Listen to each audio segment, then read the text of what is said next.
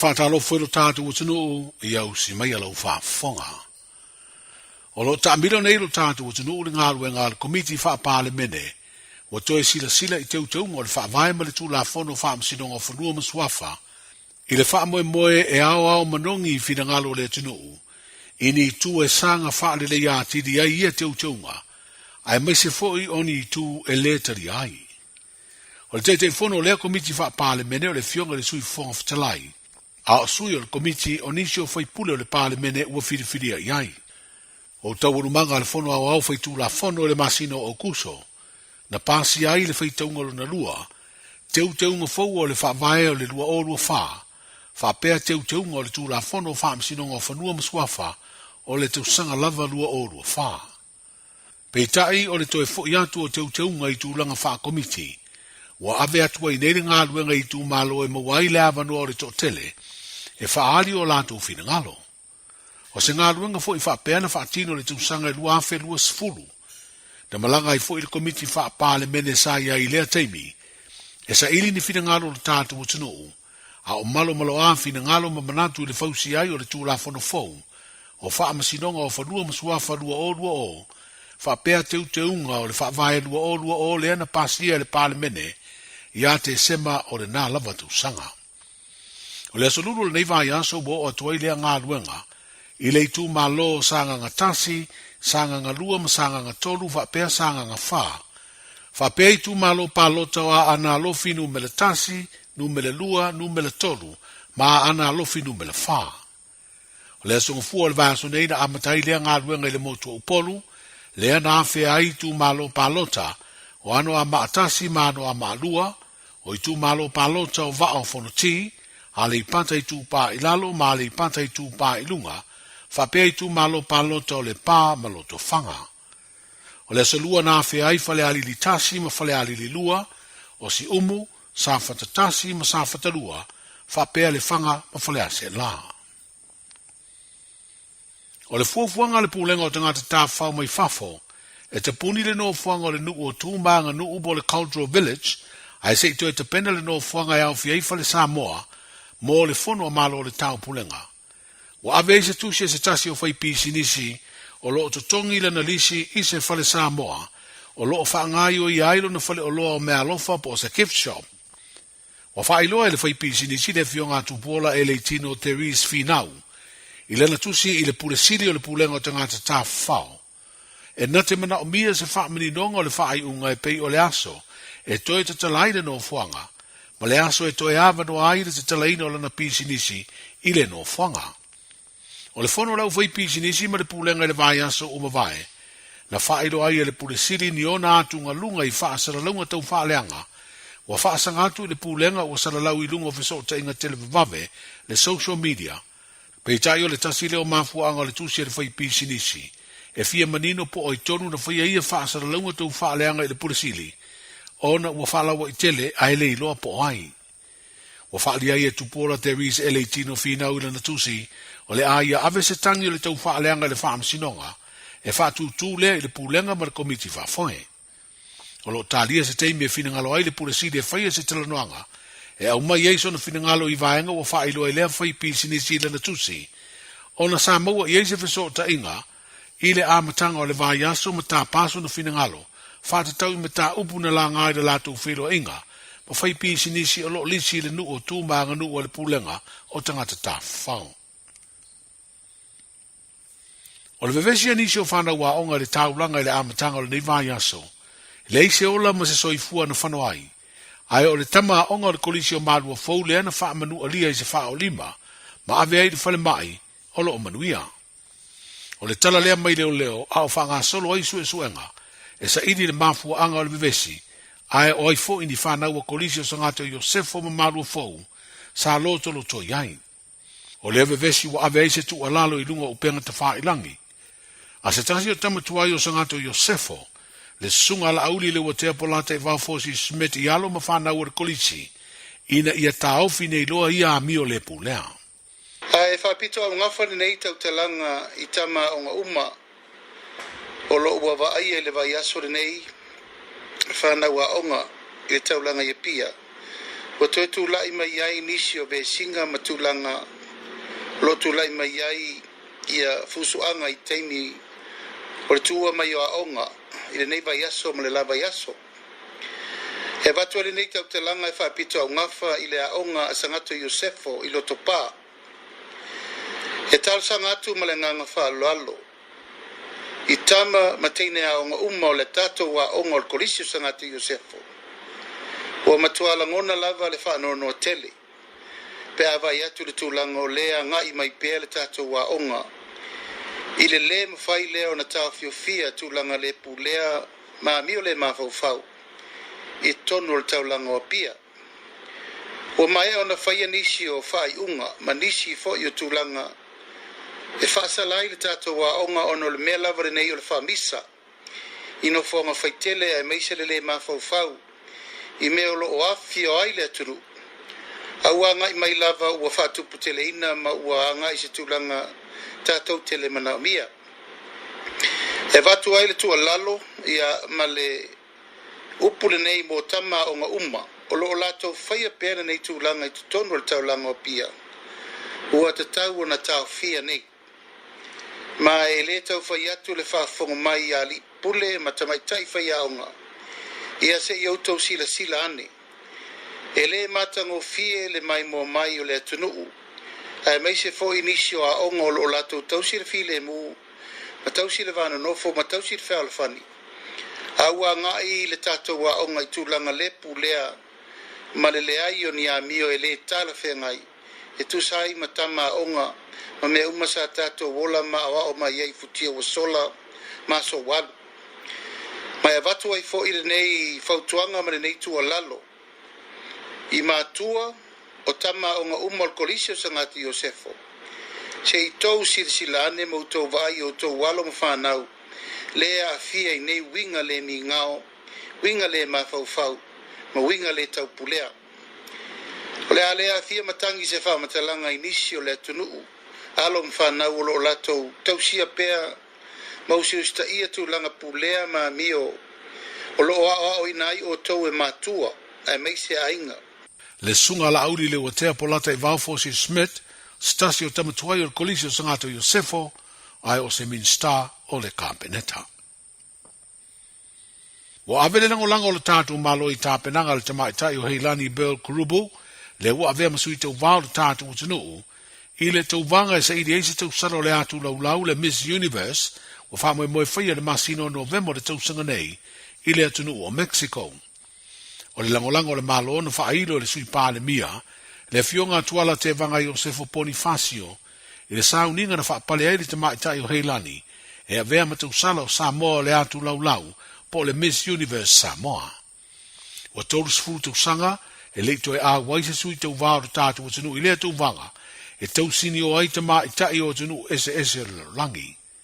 Wa whaalia le sui pāle mia le na saunuanga le whaapale ino le sui tau vāo Samoa, o le tau vanga ia November, o se isi ava no tāua e whaalawi no aile atunu I le lelulangi, ma vea o se whai tutoa, o whaalawi loa o le atina o tangata tā whau e fia mai mo mai I Samoa.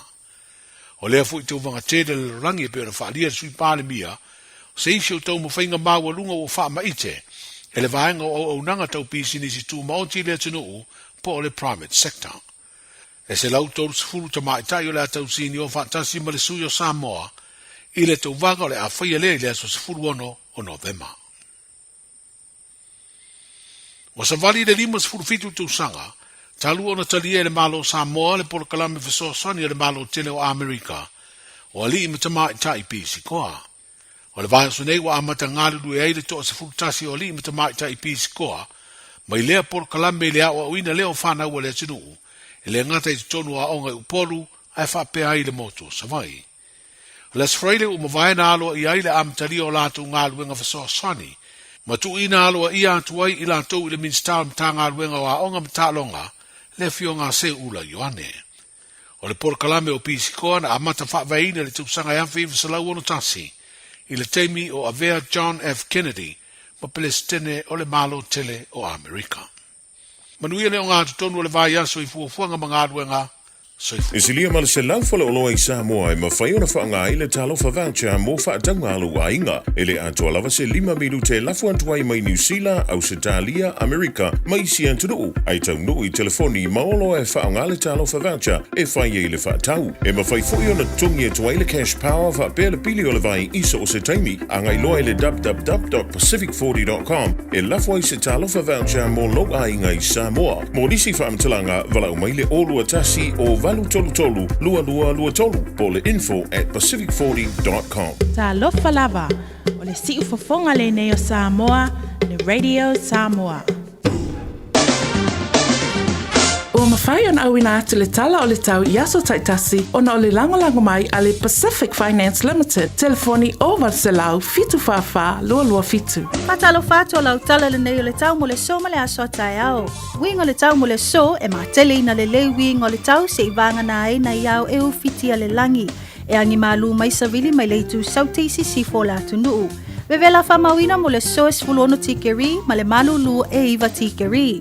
O le angoto le lai le lua sutasi minute te ai le tula e ono I le afiafiana nei. Mo le aso tai au e ufitia le langi e au wha solo ina lei I le tai au e angi maali e mai savili mai leitu sifo le atunuu wha solo ina angi maali e atu mai leitu matu I le afiafi. O le vevela wha mawina mo le aso tai au e se fulu walu tikeri ma le malu lu e se fulu tolu tikeri. O le aoso le la I le tolu minute te ai le tula e ono le tai au a tai au ma o le angoto le lusu tasi minute te ai le tula e ono I le afiafi. O lau tala le nao le tau mo le so ma le aso tai au. So se tasi e whaisana no ngā tupe le Pacific Finance Limited mai le aso sefulu ono se tema se iau lia le aso sefulu walu o katopa e anga wa umai le se I e te ono manumalo ai I le 5 se laun tala cash e whaiele I le aso lusful tasi o katopa apalai nei loa I le pacificfinance.co.nz e talo sanga sau no ngā tupe le vau le 5 se lau ma le lua se fulu wafe tala e lua miru te whaiele au talo sanga online ai tasi le tu lai whaatali e te tali e ia inga whaabitoa walau lo le Pacific Finance Limited I le oval se lau fitu whawha lua fitu. Oval se lau fitu whawha lua fitu. O a fianga o ta'longa whaitupe e whaale tonu ai mafutanga maainga o whanau ngā ruenga. A fia ai le whaasoa tautupe ma le tele ai o le popole ma le mautonu. Aua e te matamuri e whasiri mo se whasosoani. O le au whai ngā ruenga le mapu maia. Ua iai to mai whaapitoa e whasosoani mo oe. E le aise tongi ma e le whailo ina nisi whaatale noanga. E ta lia so se tangata e fia maua se whasosoani mo se whaatale noanga I a fianga o ta'longa whaitupe. Le mapu maia. Telefoni o Valuselau, lua tasi, lua. O Valuselau, lua tasi, lua. Mai le valu I le tai au se io o I le 5.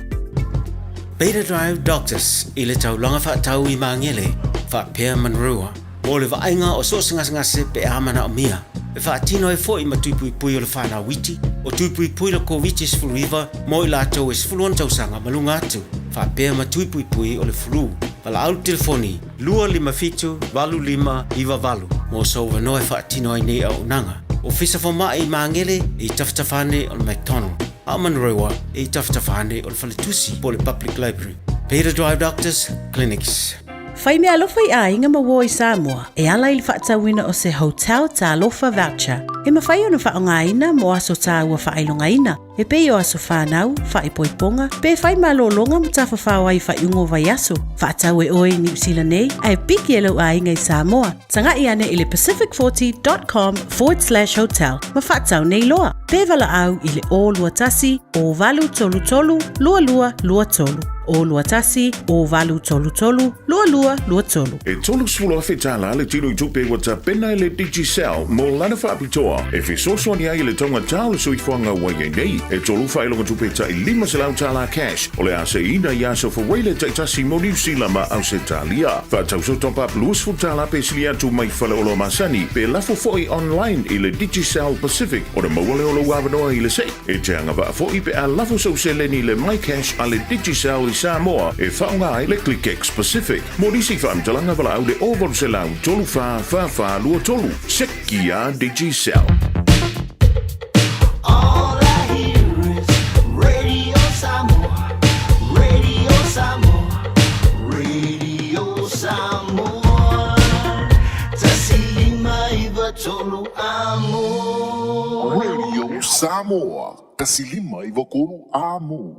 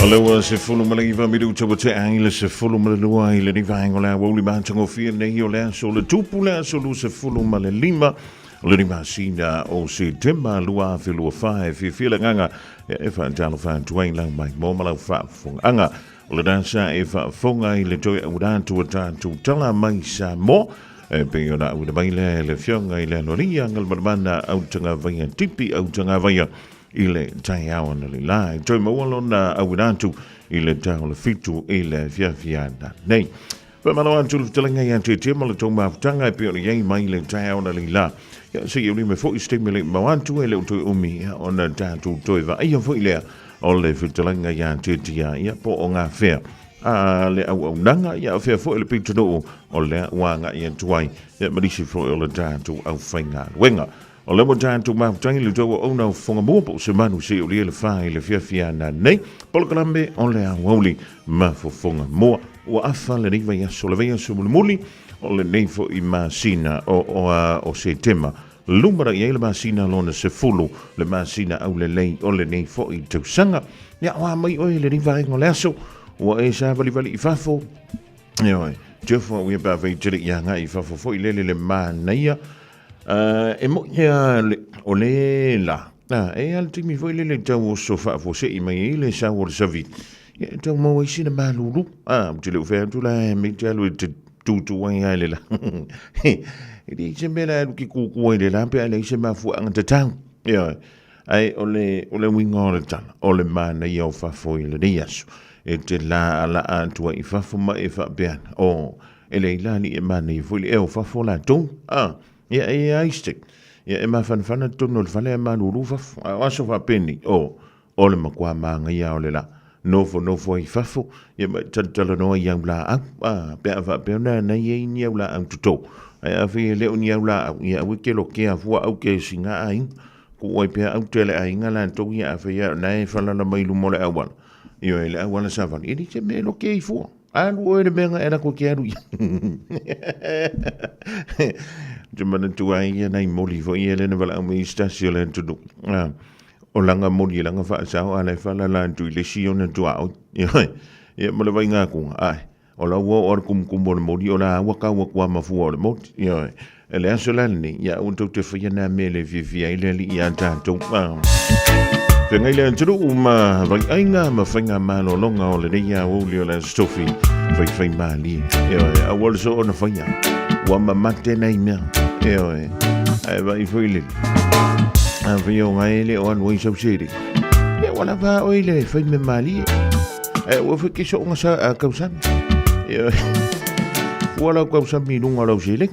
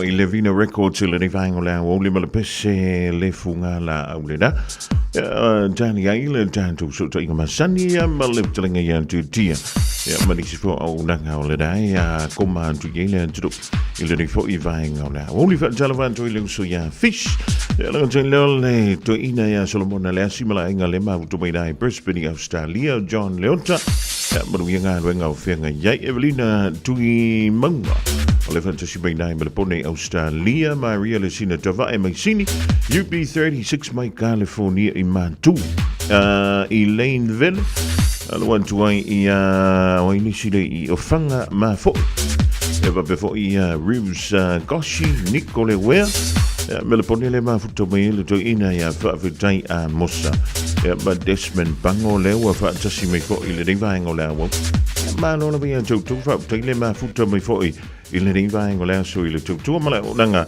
ale radio Samoa ya o tilo o le wasiki mai le ftalinga ya te fo le riva ngola wo ya wa fo i ya se tanto li poti ya mo oi ya ma uma tanto umalava i nisi fo o tautua ma ua unanga o lo fa pele o na tautua inai ya lo o tupa ia ya ma lo o tau mabalu i to tonu o au kila ni o lo winga au e kia se mema o no sa imai ya e ma vai fa lilo vai moa nge ki ue koe pulako ko ya o le ponga i vinga koe 24 hours a day, 7 days a week. Radio Samoa streaming live on www.radiosamoa.co.nz.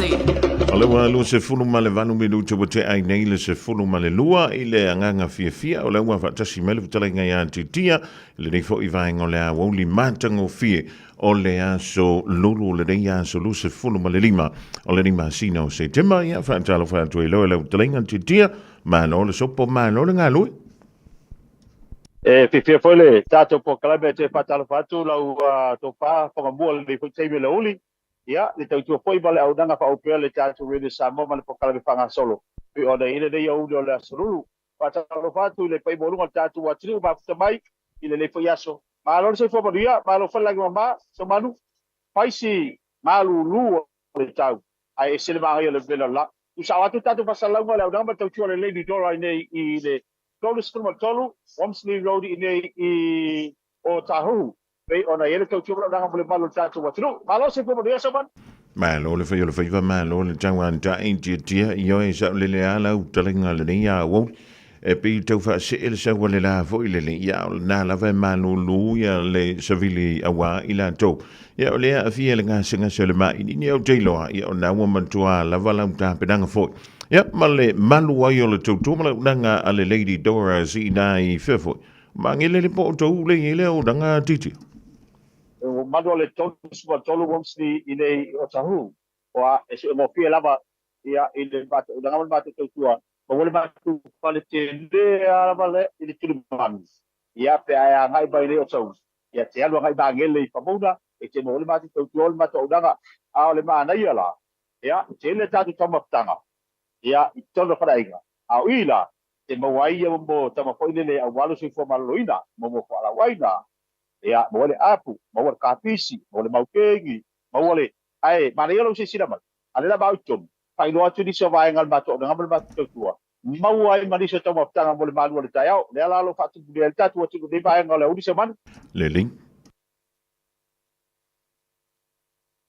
ya ile mai bo se sila tatu atu pe ona yai o le auto se sila vai stasi de ona taua stasi de ona te le po stasi po tatu atu atu ya ni se tamali ya lo fa penana avatu ya toi la to na masani ya lo bana to dula vale se manu ta u bolo se fu malo loina o maua ia tatu para waina maua ia broccoli maua ia pepa a boka wa bai maua pepa apu se manu aki alusi do tino o i kongu wala se ma o foi la to foi le o lo pie to sami ia bo wa a pasipopi a dela eila o i konga ya kaunga hai ba yai a pia lusi do tino te mo wala i o ma tu ap be maka pe pa boka pa solo moi le tu o lo ia ma ko wi o pe pa moli ia tau le vai no ia ma tu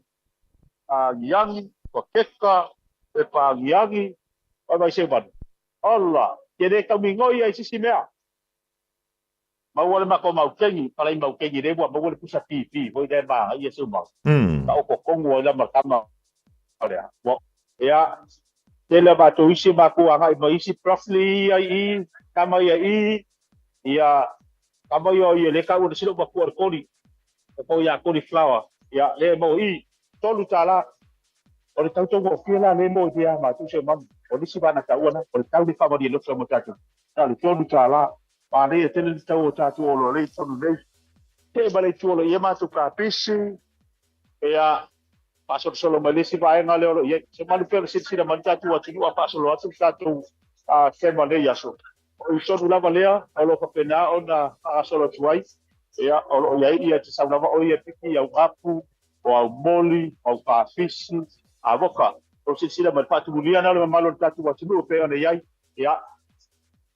ele mai mo tatu wa tunu ya tulanga na lo anga ya soi ko telo ila to te lava le ba ficha mai nei au kilani apa pete au maule tu sipo kilani su mai tala mai ao apa pete au maule tu saute e o le central lea o le tali lea o lo aiva mau pa mama vema tele tatu wa para waina tele tatu wa sipo telo vale au nanga se tu le di tora o pedaço de nada que no chato o outro nem que vai pio da aí a chato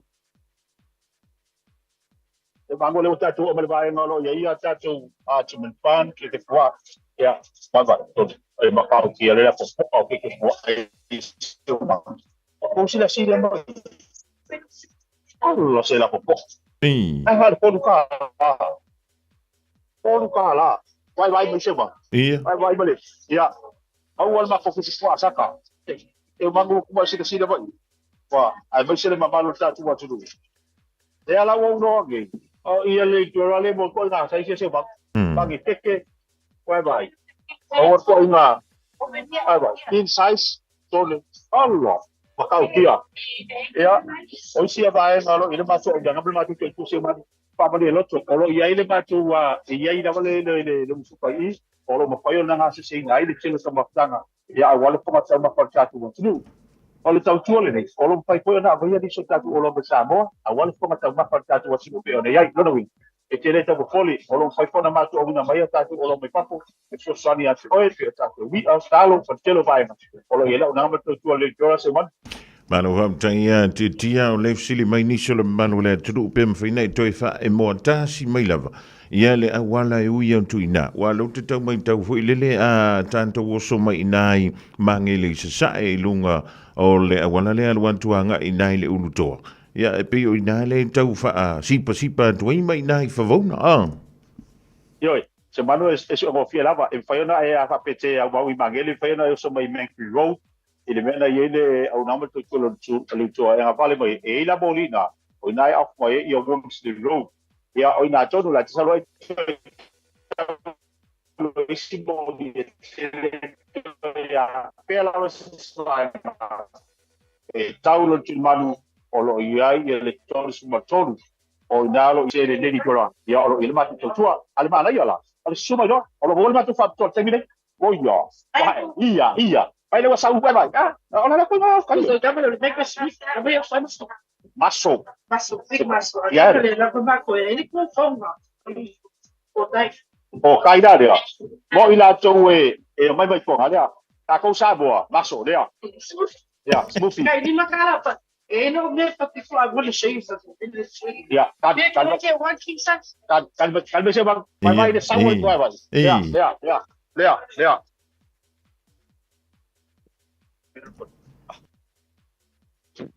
Ole ale ngo vai ngai au rima di ki. O sai.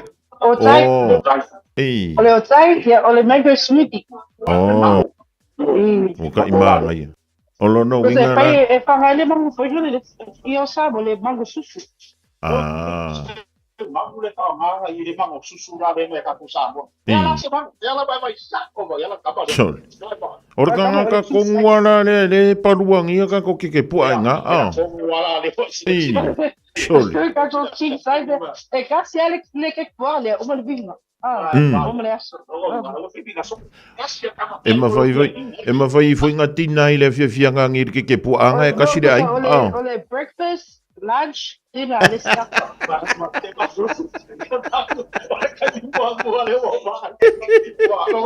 Ei, You have a deep fried lobster? Can I get a deep fried lobster? ei, olongo winga sia ai ua se sirko inga sais nga ke pua. I say, Bang, I work on Maluma.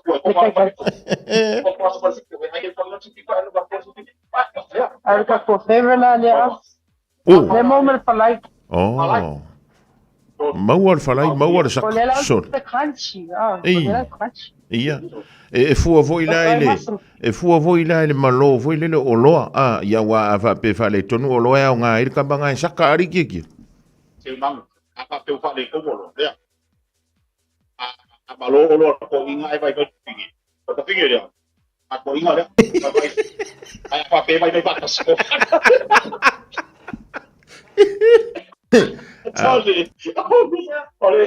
Ole me afu ala le do ise ma. Ia. Ko ala tu. Ia. Ko fa hakalo vinga me to ki ko. Asia. Ei. Malo vinga. Malo vinga. Ka o so. E keilo. O ngeile so longo inga ai ko ngere ke puanga. E o mai ala sa o la ele umang kausami.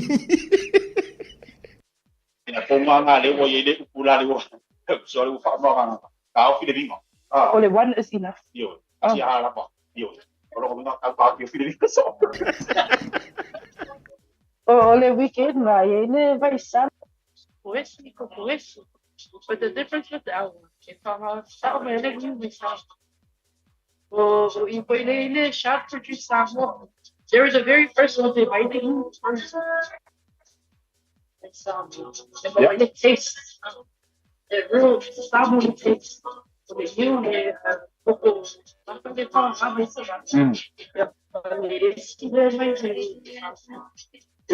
ya le la wa fa ko mai la ka ko wala le ke ke ka ko pa i du Facebook yo era una ba to le pro le lo ba pa ya ba pa i lo aku le ke lo pa e no la una ba to pe ma ya ya la fa ko ma pa i mo ba ya so pa i mo ba ya so e mo sa ko sa no Supoesi.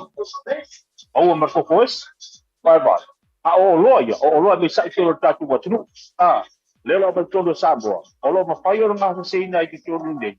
Ia me ai e ma fai bone tatu tangata matua. Ia o le sidin tawa. O leo lo ma fai lava ona tape na ina so mafutanga ia. Mone o tatu tangata nei. E me se nei tamantina matua. O leo lo ki mana o mia lava. Ia to mafutanga ia mo tatu sabo. O leo lo ma ia. Mau ala kamanga. Koe mau ala makana iso. Mana ia. Iyo. Ai nga se no le la kapi. E maka. No vinga. Dise me ki ko ka po le ro nga u. Uma ai do lo sa ka lo la fi. Ia e va me sa wa i le toro. E va ko kama ia fa mo fi de mo ka lo. Ia, lenga. Ma lo fa tai o lo winga o ha tai minen tala le o danga titi. Ia. 8 to 6. Every day. Valu de ongo. Mai na society sia sa. Valu de ongo. Ai lama e fana do. E no. Ia vai fa ko ngai se mangu. O lo sa ba patana le la o bali ta ba fa ya ma to de ni sila. O mo le kai au de ongo le pia. Awala po polita tu i penga mga duga. Ma wala te biti suma ye le ono tai o ono le pia. Manga ba fa. Isa wala kala ma ko, manga ba lima sa wala kala ma ko. Ai nga wa kele al kamalia. Ia va ve mai. Ke vini i lo ba kuale le pani. Rosso mai ia va ku i pani. Ya nga olvia. Fai si ke va lo. Ia, o di sini na ia, ave la kapis, ave la ke kwa. Ave la pe ia. Ave la una kamale smuki le i gurfan. Seban. O nga ba to so le diro. Le diro. Ale lo ba fa na ba tu bole ma lo tatu watu. Ia, sa fa fia la lang tek ia ma ko wow. Ma lo fa tai ia manui tele nga luenga le afenga e mal tamo tai pule ma le o nanga ia vai fu o ni te wele so nei ma ka ko ke pa e mangui ke le ia le nga i mai tono le tato ofisa ia mi se langa ia tol pa ia mal malo le tu e fa nga i dal tu ale lady Dora e dai le tolu Walmsley Road i auto wa manui le ia o li titi te se man on dela va ke puai si dia tu lo po va tu fa va tu ke puai ko sa me ai no fa la pa te mal ma tu va do sa mo a o te sila una va tu le toro su mai Pitu aso le vai aso. Ona yongo, ongo hale manu. Whātai, maria teo. So I foi o le dawa e mai moma e se silanti e nā le tautomala o nangana a le Lady Dora i le tolu Walmsley Road i nā i o Tahuhu i oe. Tolu Walmsley Road i o Tahuhu te tala i le fitua solva yaso ia awala vai ia le tautoina o lo tupa ia ma lo o tau mamalu sfluiva miru tau tala le tu nā e tasi tātou tala i vai whanua mai a se uli malau leifi. 24 hours a day, 7 days a week. Radio Samoa streaming live on www.radiosamoa.co.nz.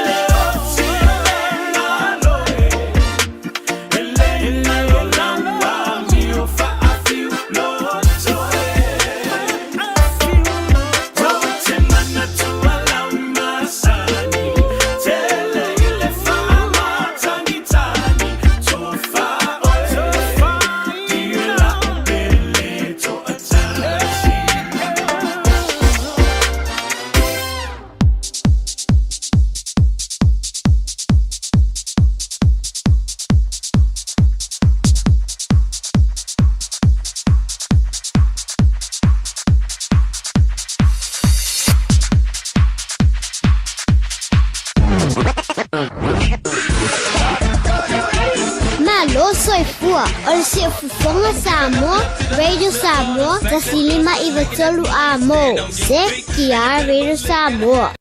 A umaloa ona piki tamati a onga i le asolua ma le asolulu o vai aso taitasi. Ona ki mai loa lea o lau leiti o Facebook po le YouTube a le Radio Samoa. I le afa o le tolu i le polo kalame o le tuli matangau. Ea o ai whanau i le ngangana Samoa. Awane imisia e le whanau le polo kalame o le tuli matangau. Ma le whaletua i a Natasha o le saasia i asolua ma le asolulu o vai aso taitasi. O fuasa o tafonga i Samoa, manatua le Return to Paradise Resort. E fast full tolo na potu whapea vile se luas fuluiva. O se whalitel malo e whetau le lei mo tafonga po o whaatasinga a inga. Whaielo wasu tele le falesa wa tapena ina mole lua wha moe moe. E o atu le fase lau tangata wala au lia talia. Return to Paradise na filifilia le toa Samoa e whai malolo ai. Langolango le falitali malo e umia mga lulue ai tangata Samoa. Tanga iane le returntoparadiseresort.com pe wala au lua lo ofisa malanga. O le A1A Tree Care Limited, lātou te whaia au onanga nei. Teu, whamama, whangata, pe ave sea li la au mapongati mai lo whanua. E ma whai fo na lātou te wina lau tonga la au matoi to tau. Wasilia mar se funu tau sanga o lana tau tua. Wala au lua le A1A Tree Care Limited, le olua tasi, tasi olua o tolu ono o. Olua tasi, tasi olua o tolu ono o.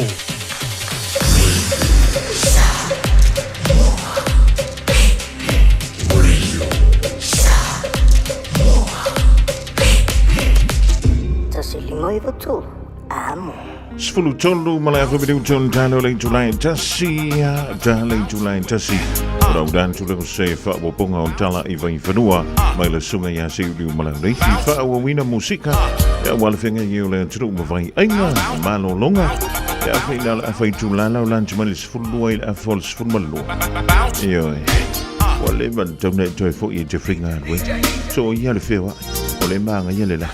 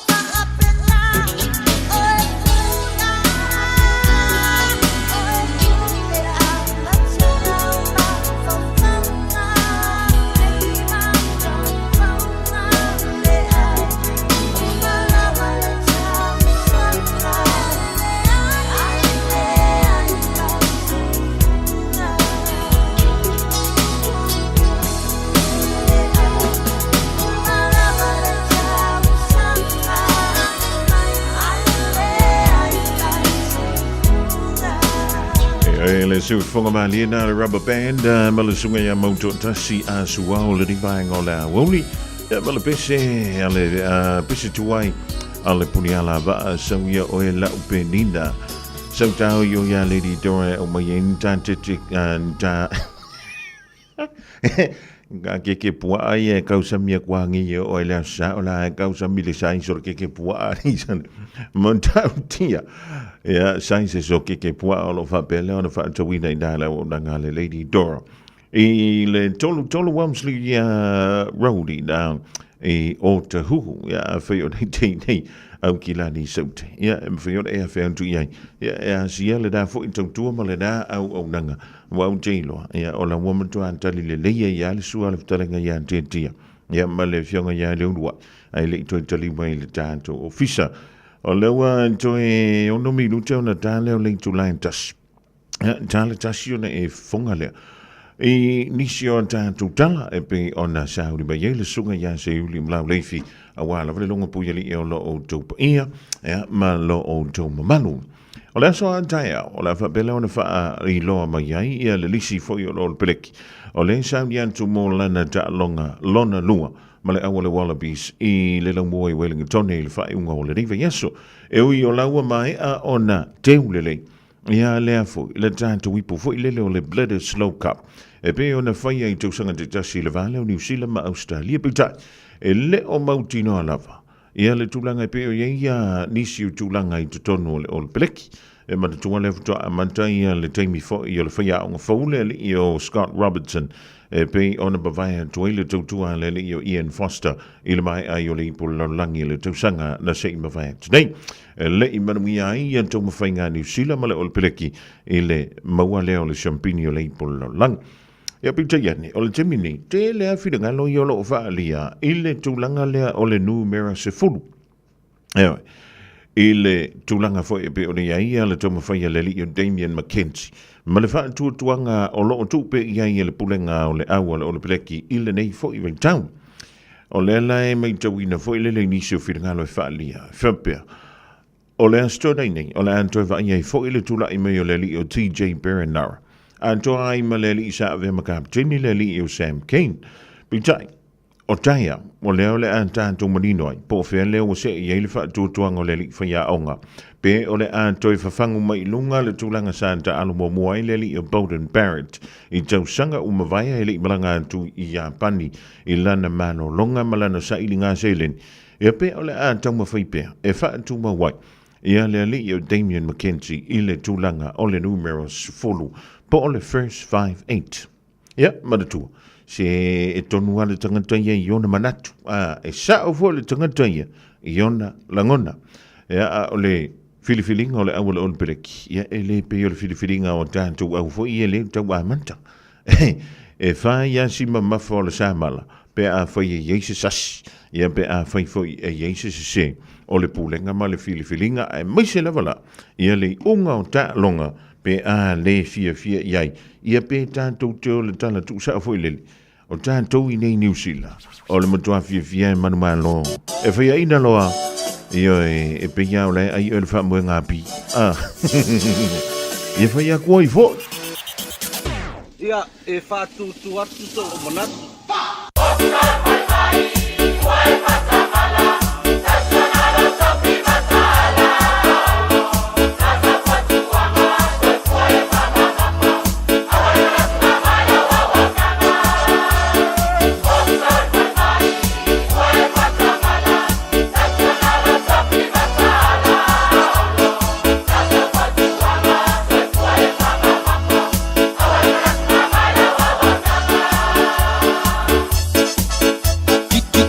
DJ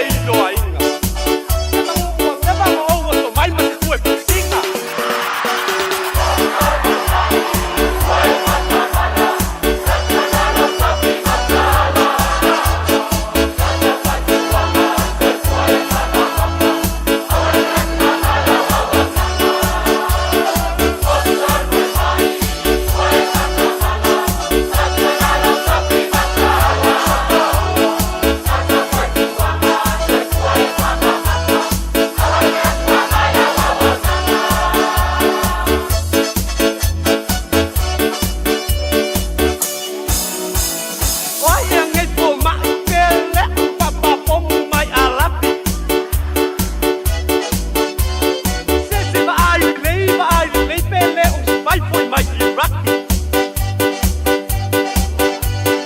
Leo ba nga sama wai long pole maki. Sai dia maua, ai maki wai pa.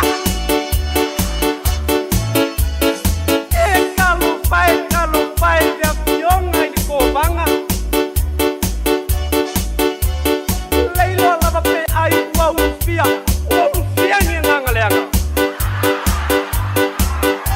Se mangua sau se vai se pa kau kala. Ne leo a mio pa pa ma ngeo pa anga.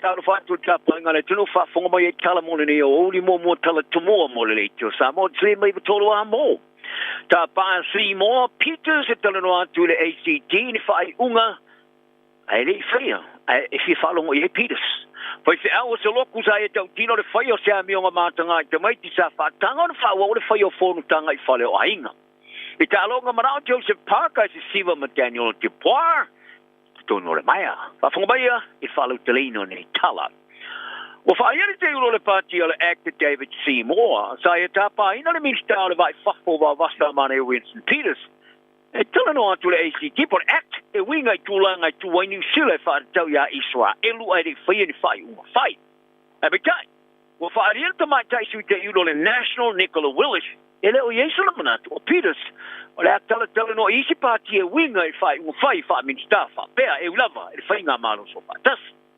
Vasta wai ta palo ta langoi New Zealand to la tia Peters ele nga fono malo fa tasi e fa mo tu wale manatu fa mo stongo tu la fono fa va malo fa pea o le ia o Israel no fanga no foi tanga te Palestina fa solitu la fono ta for ina Peters le nga yo ngale stofile na mai aso I fa lia o le fa vai le se fa ilo malo si o le langoi no tu la fono fa va malo mamana onga mo se fa foi fe vesia inga I le whaavaina leo stete se lua po le two-state solution. I le wā Israel ma Palestina. Whaaria Peters, o le langolango ni usila sau mai ai se la tainga o ni swinga whaia. E au whiaia tolunga o le lua tau sanga o le tainga o tārsanga ina mo Israel e tu umure se ai ma territorio Palestina. E leo se mea mwhaia na whaia. O Peters ua malanga tu nei New York ai Amerika a wai le tuwa whianga malo o whatasi. Mai le mo se a wano I sanataria winga. I le manat whaalio Seymour. O soia se loku tu do tasi sa whai eisu su ngā FBI a Amerika. Wala tu whiei loa, pe wha pe whei su ta malo e eisi a mio le turi o ta mai ke whai e a mio ngā whaungali. O na whaatanga e whaua, o na whai ana whōntanga I whare o hainga. O le whai whiau mua le loku ke le siango kuko kasi o ilo ai o le 2x2s, sa i o tau tino le moni o le whasolonga o ni mōrianga.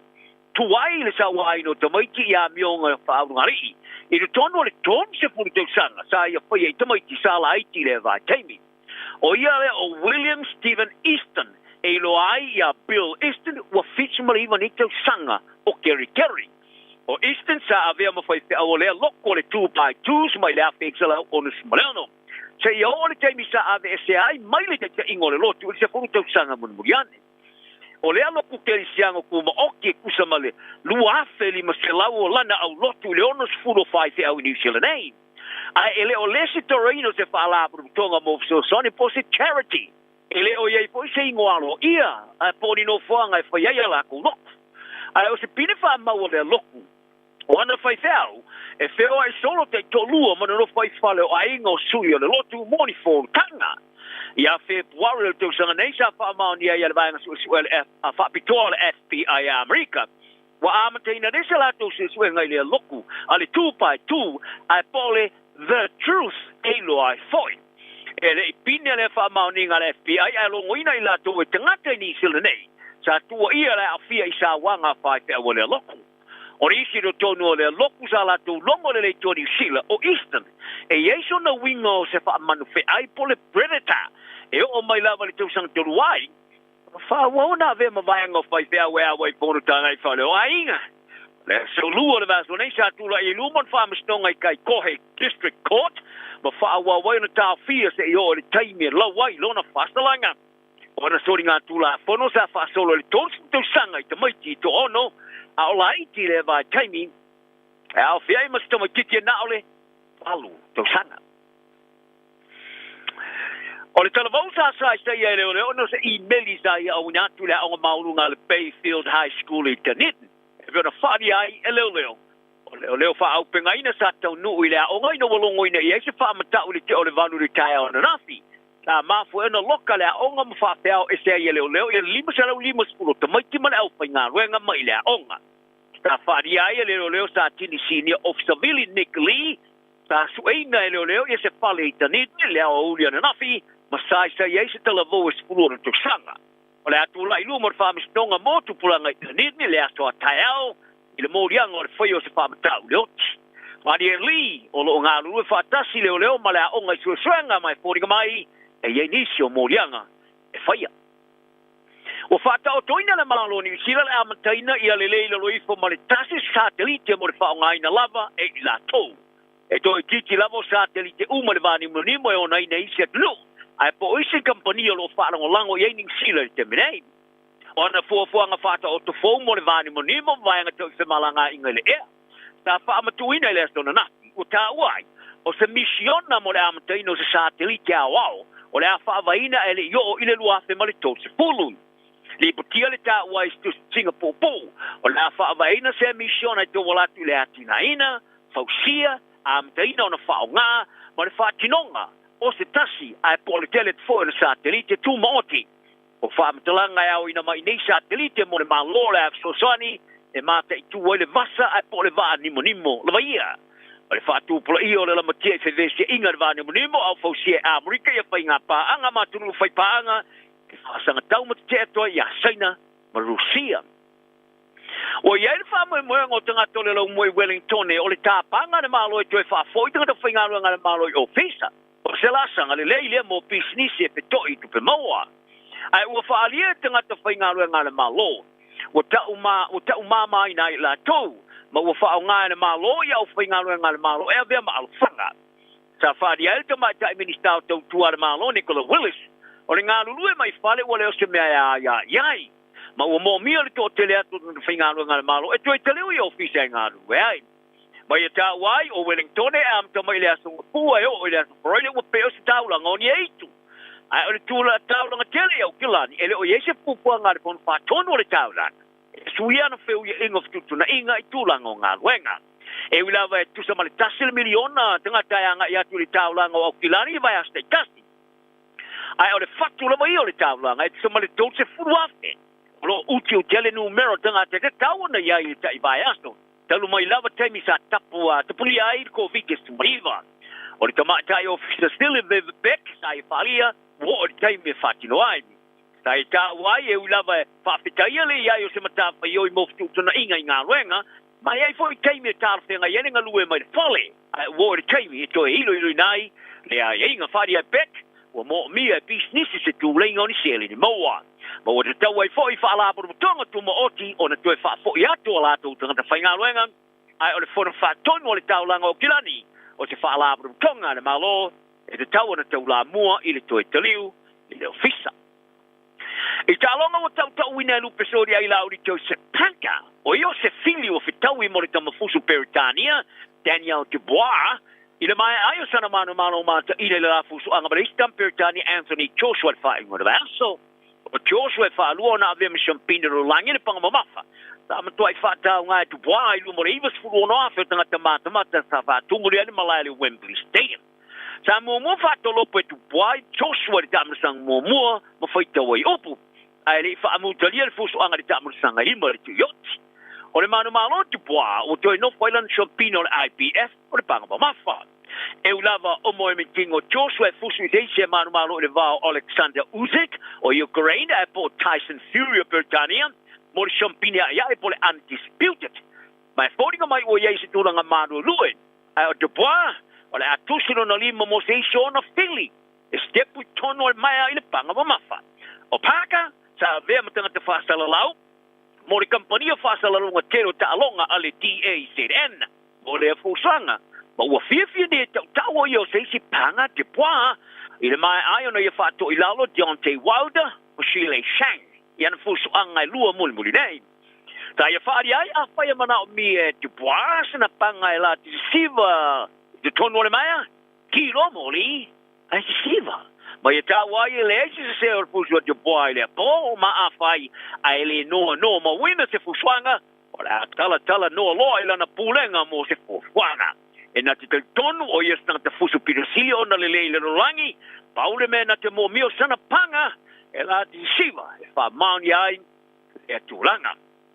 Ia se i whai o tamata alo si ni ala ka Pier Flying PG se hauki ai marisi tata alo li tamara sanga ri poroloangi o le tau sanga o mawai Ferrari o li potia le tapa ai no ni swinga ia e whai ele uni la ka Pier Fiti o tamata alo sa tala no le mai o talo ngale television pasala lau a fiti le FBC i sumba le vaso mei o le kapiteni mo mua fiti wai stea naya sa level o whai whalia o lo ia te ia mori mau e langorongo ia na tua inga i whainga pio whaasanga le laka pioni e peona sa ia whaia le vaso mo vai sa tala no le vai o ta alonga le FPC tamata alo wha mautu i wha Ferrani Lavani Potia ma Viliame Mata ma tamata alo o iei nei la ua fiti alpete tui sue marantu mili tera na langi e peona la tu whalia o la tu mana na e matua i tilia ma ese ia le ofiso le laka pia fiti mai mo mia swinga e whaia mo sa lelai e pena iei wha wau o le whai tau sanga e leo tongi o tanga ta alo i taimi e te wai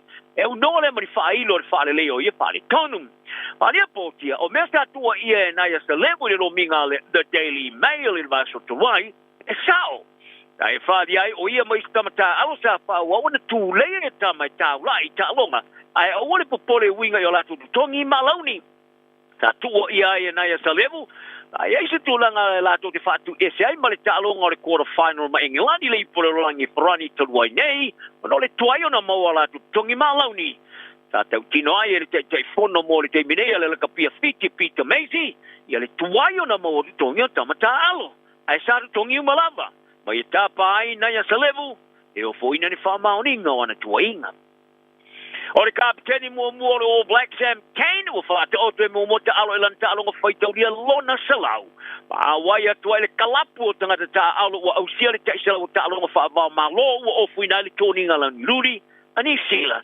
o ele fa mo le afi fri au ta for skalamu le ta alo ngofai tau dia lona lua mo le wala pisi fa unga le vasonei i Wellington ma o le a toala ia le to se fulu ma tonu o tangata ta alo ni sila o ausia le taisela o ta alonga pa malo o le to sumali tolu e au fie McGivern me lamu mama lili wulia ina ia tala nal ni yaso se sila ni nai pana witi malola tu sa ngale bu malolo fia so i foia Tasilima i vatolu amo Radio Samoa O le rawa whaafonga le turugu se whaapopongana o tātou tala i vai whanuma o le rifo i a wauli o le a sululu le a sulus fulima o le rifo i masina o se tema. Mose sio na tui amudantu ling tu lai lua i le a wauli o le so. Ai le riva ingo le aso ia ua tātou iei fo i le teimi masani ma le tautua ma la udanga a le whaalapu putonga o le mapu maya. Ia ua la vale taulongo longo ia ma le la puta ia leo le tātou tunu.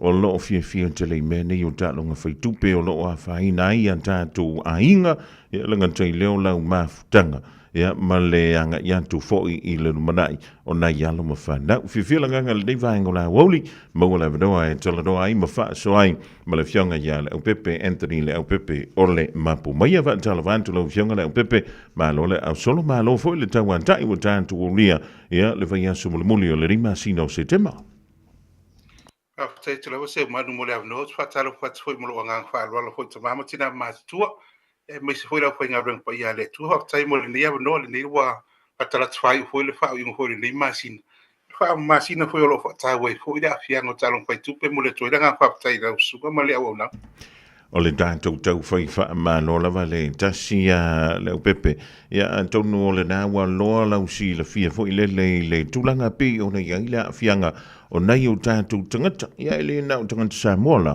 ia e pei lava fo i le o le tau au fia ia malo tele o tangata i tutonu au te aro nei mai lau si la fia le au pepe pa mantau le fia o se pasene i la tau ia a fia ia o tau wha maunga o tangata lava o le tātou o tunu. After to lava mo fa sidi lo sunga seuman o le fa mo nga lava i o lo ia ai mai se le nei vai ta o fa mo e tu so polo fit le tere na mo ai atanga i tu tonu o le tanto si o manga foi o tanto Pacific o na i tatu tanto sa mo lo numero tasi le numero ai atanga i foi lai polo fit i o lo mo mai tu tonu o foi o nanga le o lo fatino ina i taron pai tu ia o lo fa pena ona o le ata foi na o lo i te lo tu pe a lo alu foi la tu por tanto lo tanto tu no mo te mine ele mo wa se numero na i tatu tangata Pacifica sa mo o le anganga le na o lo i ni tatu o nanga o tono ma po mo research o no le to ai the research team na le fa tu no la wala to o nanga pele sus e ngo tu la ngai te fa mo fa pe ai pe mai te watu fa mo mo profit lo mo we e tātou masini nei to tono areas e to te reina i tātou tangata Samoa o le matua numera tasi lau ia whaila o Samoa lo to te le tono sa po Auckland pa pia foi porurua e lono winota i tātou tangata lo matua whaina lau Samoa na amanta le tautua le mapo mai a pe umala vale na amanta antui nei au kila ai ana wha pia lai lai titi le a fianga o nei o tātou tangata ai longa tātou te tala noa i lo wau wai na i le lau mua i Wellington e fa pe fo i Palmerston North pe o Hawke's Bay tai tu lava se manu mo fa sidi o le o nanga ni an mapu mai wa ya ni sila atoa o le atale mo sila fia foi na i tātou tangata o matua pe sila wa fa mai mana fa i no na i tātou tangata ele ngati to tono ai te tele nei te pe o kilani wa ni to de makala state matani ai sawa di wale foi pe Palmerston pe na e tau to tele foi na i tātou tangata sa molo i tono o nu la iti ne o ni sila ai lo fa pe na na fa o foi tātou fale to tono o masini le nei po tonu foi o papolo i masini ele misi sa wai se kanta sa mo i no umani o ni sila lo fa pe na ta alo i masini nei o le mene foi o le o nanga le al mapu mo o le nei vai tau ia wa national po wa New Zealand ato o na o matua fa ina la valo tato tonu a misi o Pacific ia fa ina foi i taron pai tu pe foi nei vai tau wa ma lo fa tai le pepe ia tonu e amata foi le fami e ka ko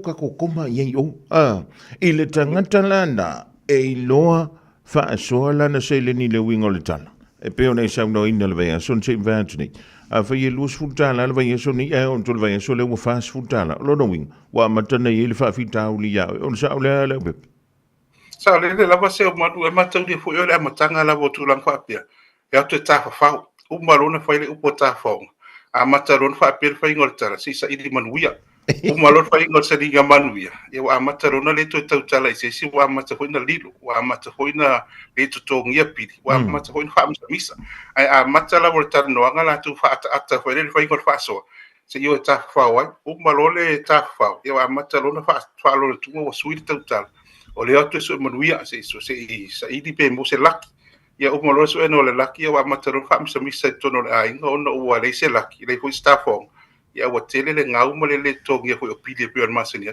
mali o tau ia i se mala anga ina i o tatu tangata ia afia o le masini na la na fai le masini e tasia pe luani au malo ai malo a fa solo a to le masini mana ia le mali fesidi o le taimine le mato fa so foi tono tatu community ai misi e tono e ka le sia foi mao wa matona fa so mele atu no foi wa matona ngona le salmo ai pita ia ni la tu te le si la fiele o nanga ma po mai mo na ma fo anga mali ia wa pe ia wa fa so atu te mo so ile ia se ngo wino ta tele nei mai la tu ro fa nei i le whala au whasaina, mo se le awa malosi.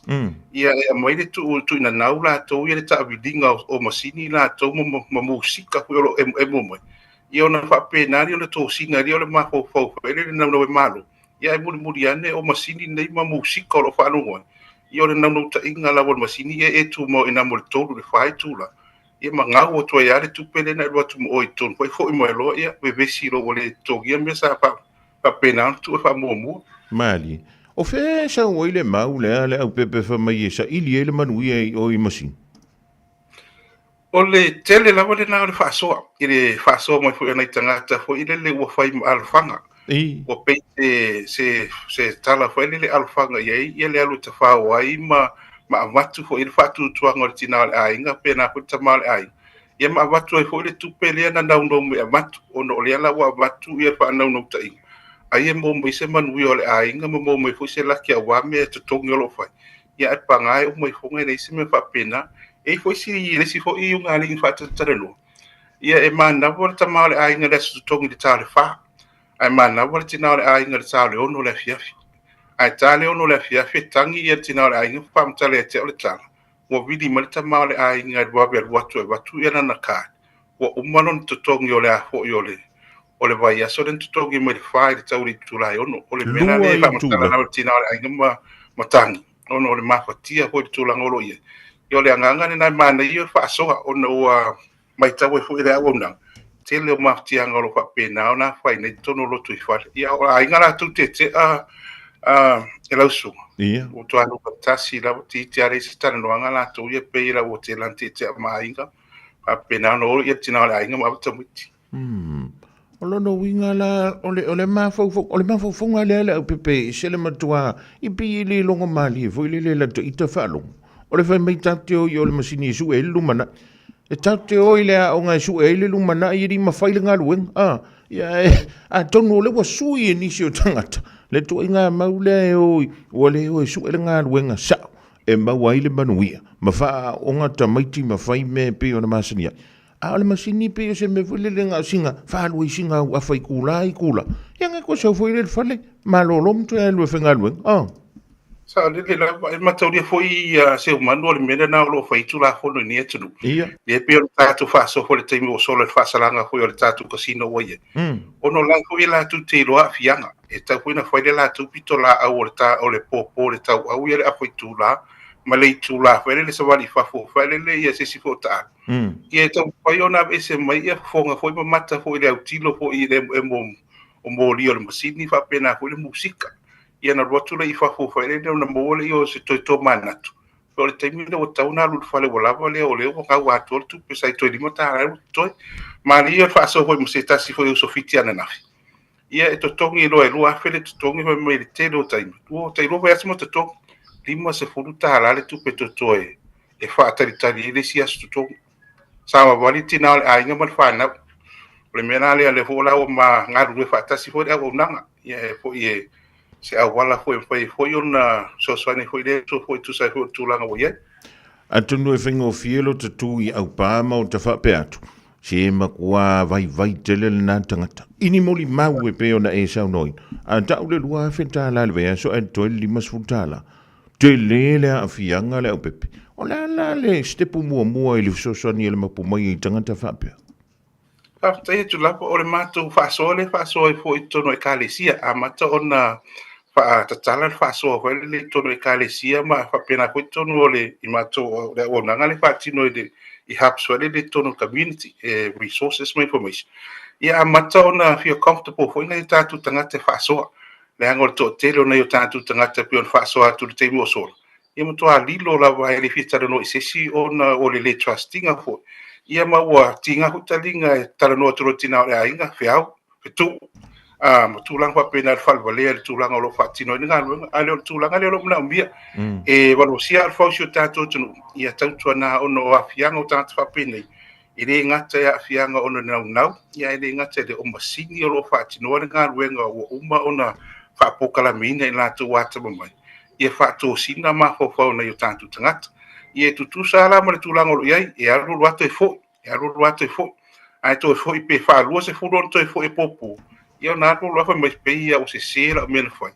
a foi toi foi la a vole toi lua fe toi foi você lá tá lá fati como tu ate le na nga ola a lu le a fe você lá o so ni foi si me nga le ai Ma lo va tai le pepe e pe e fringo fie pe o no ta ua e fringo fie foi le den tanto tu i au pa ma tanto fa perto ol ma qua vai ol ma qua fa vol valia ai lelo ele io o il timbi mana mala mai tangantana o ia lea a fia vo ile a fiang o ta longa fai tupe ta le lava se manu matau le foi e te me a matai dei lupia e tasi ala fa lupia vele a matanga fa lo tale le ona ia e alo va e masani mo i foi o meu o vai la awolo fa pena on fa tino ia a malos e o foi la le sikaleti e tasi la wala a matanga o sikaleti fa lo ngo tu ma tua e tale la ai alo wa masani o to nga me se foi ia la to fo fele le su mali ono vai la au na fa o fa tasi mo me o fa pena on su mali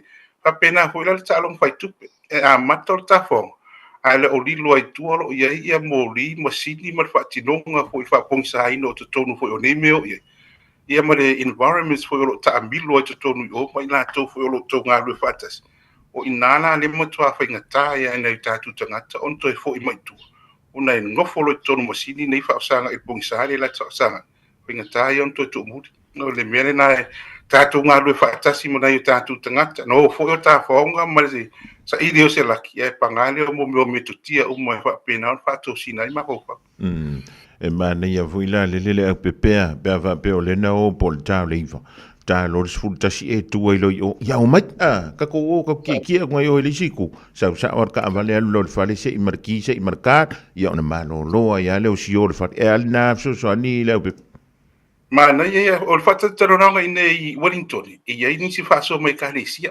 sa o tu no tu ni tanga ta wanga e to tele se tu no tu sa o ia i mal fa tu o ta vale le pe ele ma san ia nei ta tu tanga ai mo modi vai mai le o pepe o ta dia la fa tuanga e to nu nei tanga to lo ta to tu wa ai tu lo fa wa ta ia i fa le tu po tu lo ta o ma to mai mo modi mai i meno no foi na o ma te na ma tu ai Ole, ia, a tonu ole tātou ngā luenga whai whaatasi.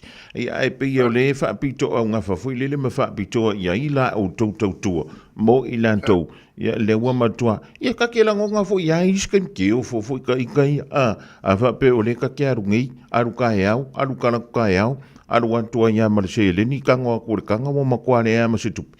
Ia, tauna whaapea, se pe ia o le ele mele tupu ia taita, ia tonu e whengatai, nista nganta leo pepe. Sale o le tala na fa so ho mse tasi fo so le fa so na pe no ta o fa me ola na ye fa lo nga pe ti apolo la wa ma ya ti sa le wa ya so a to sa mai o teleto ya na no to fo to o le papu no fo lo mo masini ko me wa ngalo a to me no ma ko fo yi ngalo le to o mo fa na ngalo mo pide me ola ni fa lo pe ti apolo la mo to fa no fo le no fo fa sa kan masini i wo to pa tari to se mo tu me na vele le fa ngo fie ai ma na o miero tatu ma malama fo lo tatu tu i le fa ngata fo lo fa pena on fe ngai me no tatu tanga to lo a fa ina fu i ta lo fa tu a lo na miero so so to ma na miero so so e le fa pe tu lo tu e tele la mo tatu tanga tu mali a mata to le limo se lau a fai wa bifo la lo fase la non ta lo fa ta ye alo na o ma foi na ese se la taranga sa wa tu ye ya no lo apeta mo ki si masi o to se la fa ta ma lo le na u a maton ta ye fa tu o ne le fai ngo fio na tu u fa ko se le ma lo fa ta ya o le tulanga pe o le fa funga nga fo ye le ta tu le vai ngole woli o le lau mua lawa iei Wellington o le dai e le tanto ofisa nei au kilani e whape fo i o na e saunoina na so o ai New Zealand atoa mo i lantou tanti i lantou o lea fia i le afo i le whaafitauri mo i lantou o no o lantou maita wina nisi o lantou ainga o lea iei le whaafitauri lea a ele o sa i lia se fsoswani la so fidangalo le tu leo pepe After tu la to tele yo tatu atunu olo a faina mi si la tu ta o affected others swadi olo a faina ono a mionga fuer tanga tolo fa pena on ta alo tono aina e a fiela ina tu fele le tu la ngali le tong yo pidi le se me ai lungo le lau fa pena on a faina le misa so fo yo ngari ia la whaalongolongo whanau na o mia whatatara no ni counselling ai mai se ia nisi fo lo hindi au ona tatara no ia leanga na fo ita fine ona a fai fo ile whatatara no inga mai FCD ma fo anga le fo na afia se si fo tono ai ia rol fo ia e a fine fo e ia lu fo ia i tua ngali pe a fai e te sa ili se so swani fo mer se vai fo so swani fo ma ftianga lo ia Ma lo va tai le pepe moli antu langa va tai ya tono nai te le ani si va en o lo fia fa so ai ma so so ni fo le tanto tru ya pangale pule le timel palang ya ita o lo fionga le pepe au mai so fia ngalo moli ya mai se ya wala me fio so tai en tu ai le manuel tru o lo o mo mia la au to so so ni ise tai mi va ve la va mo le mo aftai la se manu a mi se tatu o nanga fo i tatu po klame mo ni am do fa au fo mo ni au nanga awani ngalo le tatu over se lau lua tasi dua over se lau lua tasi dua ia o le tatu o nanga ya New Zealand atoa wala au mai le tatu o nanga le makumai e le se totonga le tatu o nanga o tu la fonga ia ma le tu sao fo ya New Zealand le fa tu pina i fo le o nanga tatu lo tatu tro ma lo fa tai ya madui tele la singa o fenga ya ile ngante le so ya o le ringa ya so moli tai tai to le to lo so fo mal man to le nava ya so ya ta to tala no ai fo le fa so le masina au le masina o ki topa madui ya nga lo ngo to le yas tai la ya so fo ya le vionga ya le pepe Anthony le pepe wa vela vo ia ma fonga tambo le moli o le tutua ma le au nanga na ale mapu maya awa ia tatou ia ya afia ia mi se fo ilantou o le nai te va iatu e makwale ko fika lo ngoma ia sa ma sani fo lele ia ona fe so so ni atu i me fa ia ai nga pita mo e se ana kula nga wa ye kako ile nei fo i va nga o leso wa afaling tu line tasita le lua o tala i vai frua mai ia se yuli umalau le 24 hours a day, 7 days a week. Radio Samoa streaming live on www.radiosamoa.co.nz. Sunga o whenga whakao elo ka wale fo maunga Max Ila. Senga uka amilo i au kilangi. Mo koe foi mai lava i o tara i le Tire World and Auto Limited. Lea ma o aiso skoi ngā meg ma pa uka wale. A ole me piko sidi. E ngā le lua lima ka alalwa ia so le kokongi. Le Tire World and Auto Limited e te moa i ta wale ma pa utau ngofia ia New Zealand antoa. Mo fo ise ti mag wheels mo so se tu ai ngā ta wale ma le telo isi au unanga. Warren of Fitness i le na ole se fulu tala pia i fa i lo i na e fa afafonga le Radio Samoa i nei fa abitoa. Talia wins quotes, cue cards, maisi. Walau Lola Tire World and Auto Limited i le lua fitu tasi tolu o mo pa uta avale. Po le lua fitu fa tolu lua o mo le fale inisinia. O e si la fia me e whaatino e mawhaiona e umia iso fale motu le lumanai. A whai fo i iso fale motu, o e si la fia me whaiona whaatino ni isi o fuafuanga e whaonga aile equity o lo fale. A wane e misiere por kalame o le malu i fale. Ia fiafi o soruru taitasi le se fulu e te aile faa. O le a e sila fia ai au wala e mawhai e ona e umia se fale motu le lumana ai, ma au wala e whaonga ai le equity o lo fale motu, e whaata wai se isi o fale, le pora kalame o le malu i fale, ia fiafi o aso rulo vai aso taitasi, se fulu e te aile wha. Beta Drive Doctors, i le tau longa whaatau i maangele, whaapea manrua, o le vaenga o so ngase pe amana o mia, e whaatino e fo i matuipui o le whana witi, o tuipui la COVID sfuluiva, mo i la tau e sfuluan tau sanga malunga atu, whaapea matuipui o le flu, ala au telefoni, 255 iwa valu, mo so wanoe whaatino ai nei au nanga, o fisa whama i maangele i taftafane o le McDonald, a manrewa i taftafane o le Faletusi po le Public Library. Beta Drive Doctors Clinics. Radio Samoa. Taslima Ivatolu Amo. Bread of life sent down from glory. Many things you were on earth, a holy king, a carpenter, but you are the living word. Say it now. Come on.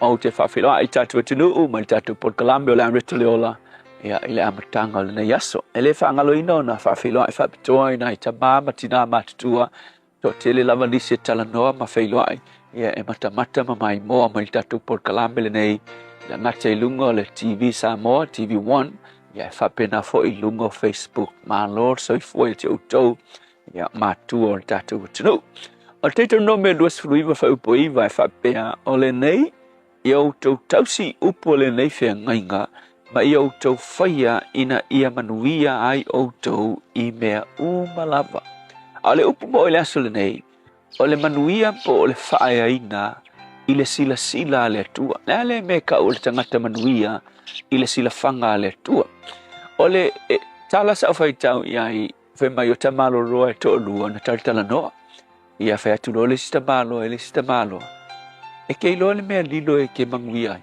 ia fe mai tala le sia le ai le me lilo fe mai tala tamalo le o ke le ka ua ko ai fe mai lo le kamalo le ai sia fe mai tala le le fai mo lan ta le ngol me lilo le me manuia ia ke lola ole manuia ele fa pena le tua ole manuia ile sila fanga le tua ele o se me lilo tele tangata a manuia e kau mafai e nga le me nga manuia ma au ala nga manuia ai ole manuia ile sila fanga le tua ele o se me lilo e tumu esa awafo e tumu tu spaia pe afa pe o se tangata fie fai taula fionga le tua e tumu le fionga le tua ifa upunga ma awala o lo fa sino mai le tua e manuia ai tangata ia pat e fa pe onga ese o ka ko folinga le tu sa ni folinga sta ngata sto lua se longo se masanga vo le ai e winga ese ese o ka ko folinga e fa pe na fo ona ese awala e ui mai ai fa manuianga le tua ya ki ka ko ai tasi a le ki ka ko ke manguia umai I awala ese o le ki la ta tu te mauai o le afionga a le tua you know if I longo le upu le fa nge fe mai le tua le no a auto tausi ila upu mala fe ngainga fe mai ma faia e auto ele ngata inga ka ko fai tau ku spaia fai kaula ku spaia ma e kau ma fai muli le me fai mai tu spaia ke lo fe mai ona manuia le auto I mea umalava ko ke yai mea umalava so se mea e kango ia o lima so se mea te no fuai so se nuu e te iai pe la fuale me ke iai pe ke ngofo I Samoa pe ke ngofo I New Zealand pe ke ngofo I Apia pe ke ngofo I Savai pe ke ngofo I Fale a Lupo se tu lo ngai ngu e mamao atu pe ke ngofo I fea lava se mea mamao ke lo ele fuai ngai ngalo manuia e ke manguia lava pe a fai e te ana I le upu a le tua. So le upu la mo o le aso ngai kango e siaki lo o langa po e kau mawhai. Tau mawhai fai le me ke manguia fai poi fōringa mai ke manguia veu le ai. Ia fai aku le me fai e la ia se manguia. Alu New Zealand le manguia. Sau Samoa le manguia. Alu Kua le manguia. Sau Savai le manguia. A fai o isi tu langa whapena e te oe. Wa ilo le me ke manguia. Ke le yo me ye. Atonu e whapefu o le ale awala le ale menga fai e ka ngaka manguia ai ke lo le ki fai ngo fie e makua mangingo e te manuia ai e le fsiringia o lo fai tau le upu le tua ma e muli le fionga le tua ma e faia le finangalo le tua I lo langa ai fie fai tau le na fionga ma e nga wa e faia le mele ki fai kawai ke lo le membo e ke fio ke alu e tuli loa oe e manuia o le tua. O ina fo ia ilo o langa. Lo nau I le tua. Ma lo kau mawhai e o la ina finangalo le tua. E uinga whaingata I nisi taimi. Ai o aia. E muli mai. Le alofa ma wha manuianga le tua. Pe a whai. Ka kou kitau mawhai. E ngā wai mawhai alo na finangalo. Le tua whawhitai lava. Mātou te tau sa ili awala mātou te manuia ai. Manatu nisi o le mea lilo. E leiloa, o le muli I lau a fionga, ma whaia lau finangalo I mātou o langa, e manuia ai mātou. Whawhitai Yesu. Amen.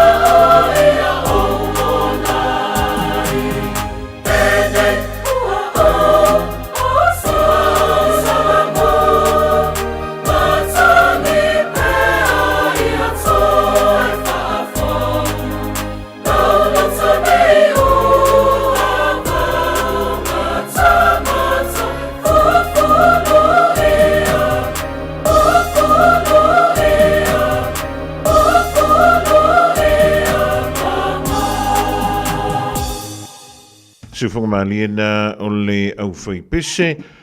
Fa evangelia e pe ole fa funga J au fai pese evangelia Wesleyana me tutisi. Ja, ma le pese fitu tu spese le kalesia me tisi o fai ngoina le manuia ua le lo.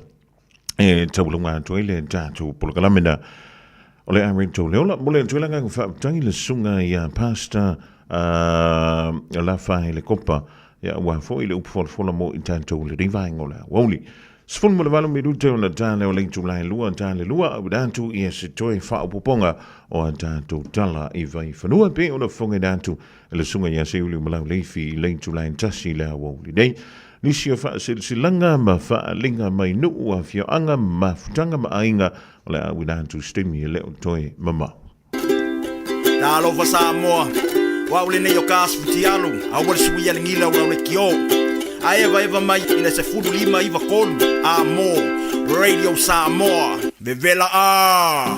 A umaloa ona piki tamaiti a onga i lea solua ma lea solulu o vai aso taitasi. Ona ki mai loa lea o lau leiti o Facebook po le YouTube a le Radio Samoa. I le afa o le tolu i le polo kalame o le tuli matangau. Ea oa o hai whanau i le ngangana Samoa. Awane imisia e le whanau le polo kalame o le tuli matangau. Ma le whaletua i a Natasha o le saasia i a solua ma lea solulu o vai aso taitasi. Call the friendly team at Seal Plumbing and Gas for all your plumbing and gas fitting needs. We can install and fix water taps, toilets, water heaters, gas hobs, pipe leaks, water mains, and much more. If money is tight, we can provide wins quotes. Call Fuimaono Mayu Upulusi and Steve on 021-797912. That's 021-797912. Mention this radio ad and we can cut 10% off the first hour's labor charge. Seal Plumbing and Gas. O le Ardas Travel, o le company numero tasi le taungo fio pasese mo fe malanga inga i Samoa fa pele malanga bai i Samoa i New Zealand nei. A fea de loa i le ofisa o le Ardas Travel, tasi valu lima Great South Road i Marurua. Pe vili mai i le telefoni tolu i valua o fa o o. Tolu i valua o fa o o mo le Ardas Travel. Radio Samoa. Taslima i vatolu amo.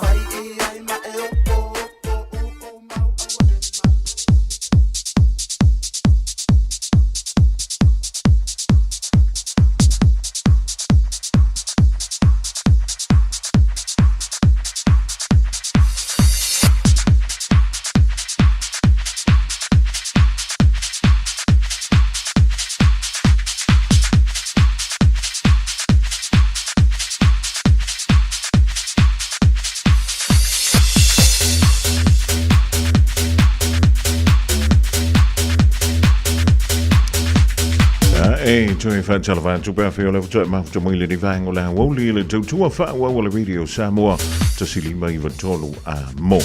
Whantalawha tui le SK Freight Crates le mafuta moile ni vang o la woli le tātou tautua. Waima le sile lunga yalo sina anti sa leu tu timu fua mantu. Le mautu malawale mafuta moile ni vang o la woli o nisi leo wha silanga. E fia mrantu mo le sila fia e lo o taupa ia. Malo o toma malu. O le tātou wha silsilanga mua e wha pene. O le wha linga mai le tātou Zumba. O whaingoina o le Team No Excuse Zumba. O lana winga e makwale aia se me ka mo se alofanga e te taua o na e Zumba. Talofa Samoa, maratua le tātou Zumba a le Team No Excuse. E aso tofi masani yai i le OMAC po le Otara Music Arts Center i le taulanga whaataui Otara. I le afole ono i le fiafi, e le se tutongi le nei Zumba, sumai tātou fia, ma wha malo si tino whaatasi a wā le tātou soifua malo loina, e maua le tātou Team No Excuse i le toantusi o le ono pa se lau, Eleanda Crescent i nai Otara. O le nawinga i le o le fiafi nei, a o le fiafi a tai au. Ya mo le tātou Zumba le da. Ya mo o tongi a vano. Alea. Ya si va oi lumar ko kiwi. Si va ya oi e lumai nga. Ya mai Zumba i la. O le tusi o le vau filifili ma le songa. Awane ngalo saulo minga o le tusi o le songa fantasi ai ma saulo minga o le vau filifili. Mawai ia tātou tala tuu. E mawai whaano penga o sa moi se sifo tutuila mamanua. E le ngantagi lea e mawai foi. E ma nisio o alanga upu. O le matafa i le matangi le whainga o wha le lawe pe o wha i poiponga ma liu. O le usinga o ainga fesila whainga o polo o si i wha aloalo. Wha alanginga e ka le sia ma le tele o le ngangana o wha aloalonga. Fitu se folu tālalo na tau. Da o le official radio Samoa. I le tolu pā tolu o na Hobel Avenue Marakawe maua tuai sau kopi. Morisi wha mtalanga wala au le lua o na lua tasi lima i watolu. Lua o na lua tasi lima i watolu pētanga iane i le shopradio.samoa.co.nz shopradio.samoa.co.nz e whai mai ai sau oka whaafitai.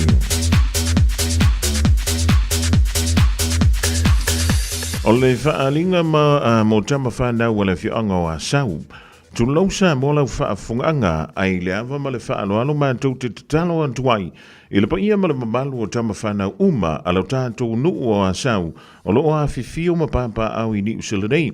Le paia la valea i le awale a fio a inga ma le mamalu ia salawhai e whaapea. O le awhai ala tātou mafutanga i le stona i neia solus fulvanu se tema i le mauto tu funga Solomona tu tau i le tuantosi le tolu lua Repson Road i Otara. I leitu lai tasi la wauli. Wha moe a wale wha mau popoina o tama whanau ai maise le anti nae o la tātou mafutanga ngā i le lumanai. O le a talaroina i fo inisio ma ta upu ua uma ona ta pena. Momoli antu iailo tau soifua i le aso tau poina i le alofa malanga leo le tua. Morisi wha mtalanga wha so tai tu funga Solomona i le olua tasi o valufa limaiva valu. Olua tasi o valufa limaiva valu po o tuvau fono manu. I le olua lua tasi onoiva lua tasi valu lua. O le sunga ia tuvau fono manu i le olua lua tasi onoiva lua tasi valu lua whaafitai. O le isi an tātou wha silasilanga mai le tūmalo o si umu. Wa malama nei i ulungalu maufitia i le vaai le malu o le tambu itea. O te oto fo i le antanta nai le tula fasa. Wha tulima i au paia Samoa i au tearo nei. Tai nane paia wha le tua i so se fanta tulo wia tulo lava. Wha pito au ngafa se vala au wha aloalo mo le nei tūmalo si umu. Mai mani noa se ia o antu i sa anga o nei o tātou paolo fo i maringafa tātou te malugai. E awhifio mai i le lawa o tu tulapai olo i le asotora i nei a so luas fulu malevalu o se tema i le tu lai wha i le fiafi i le tu antusi lea o le se fulu lima Emery Avenue i Mangele. E pe o le tasi iai le tō wha male wha utanga se i toi sila ma wha mautu tā pedanga uma molo tātou wha moi le masina fō. O lo tutoi pēr le isi vai aso mo i tātou. Tō esea no upo poto a telepopo e valu se i tulau o le tau ma sua fo i lea o le tānoa. Morisi wha mtalanga wha so tai le numera o le olua fitu lua o noiva fitu wha lua ono. Olua fitu lua o noiva fitu wha lua ono. Wha mtai o lo seinia e to whae ono tupuola lafi tu la asu wao sio wha longo o tai levi tusa luan toloa ta vita sua ma tuu tala epa tulapou olo ole tu malo. O le isi an tātou wha silsilanga mai le fianga o māngiangi mo lo sila fia. Mo alamatama whana uma le fianga o māngiangi. E wha silsilantu malanganga wha aloalo i alamatama whana uma le fianga o māngiangi o lo alalama papa au i ni usilanei. O le awhaatino la tātou mafutanga i le aso lusful valo se tema o le astona i lea i le tulai lua i le awauli. O le manantu o le a tātou a waifa tasi i le aso o le naunau ta inga lava ina ia mau popo a tātou fuafuanga mo le fio mai o le tama le malo o se tama whanau o le tātou o tro o le fionga ia lautimu ia a foa wele seva ai. e whaia lan tātou mawtanga i le valu aua street i o tau i le Otahuhu Rugby Club Hall e whaia lan tātou o le asau ni fo i le tau mawtanga mo lea wha moe taua. Mo nisi wha mtalanga wha te mai le dumera o le olua tasi lua o nono tolu lua o olua tasi lua o nono tolu lua o po le olua tasi lua valufitu o lua olua tasi lua valufitu o lua ma le whaaloa lava whaafetai. O le whaalinga mo tama whanau a vaiala. Mo alo ma tama whanau a vaiala. Whaamole whaamaratuantu le tātou whaatasinga. I le mautau maunga langa fuaina Jensen. I le tuantusi o le tasi o Iva Hillcrest Road I Papatotoi. I le tulai tasi I le awauli. E whaamaratuantu foi. Ia le tātou le stala. Ai maise nisi o tāperanga. E pei ona ioeina. Mo nisi whaamtalanga whaafsotai telefoni o le olua tasi valu lima o tolo wha o ono olua tasi toe amatantu le tātou numera leo lute vai atu fui lele i olua tasi valu lima o tolo wha o ono olua tasi valu lima o tolo wha o ono olua tasi tolu lima fitu ono tasi olua tasi tolu lima fitu ono tasi, pole olua tasi, lua iva lima, valu iva lima. Olua tasi, lua iva lima, valu iva lima. Whaamtai olo sainia, penu ula mailo nuu vaila au o le mafutanga, alu matama whanau, alafio anga o vaiala.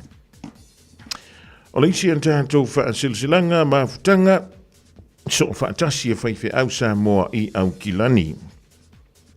Tolono ia upa ia Samoa o le au mamala. Ai whaasisila antu ma le whaaloalo I le mamalu o le maafutanga so whaatasi a whaife au Samoa I au Kilani. O le awhaia le tātou whontanga I le astofi nei a so lusflua no setema I le awha o le sefulu I le taiao I le mautafono masani I le mautau Samoa I mangele. E wala au whaaloalo antu foi I nisi o le au whainga aluenga pa ia le tua o loo fia awai I le nei lava maafutanga. Ina ia sumai. Matala au mai tātou nuti mea whaatasi a wā lava se manuia o tātou tangata Samoa I nei lau whanua ua o tau wā whiwhio ma tātou wau mawai.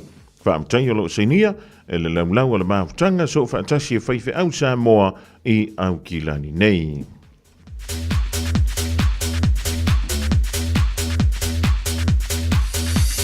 O le whaalinga mai le maafutanga alo ma whanau a sa leilua whale a lili.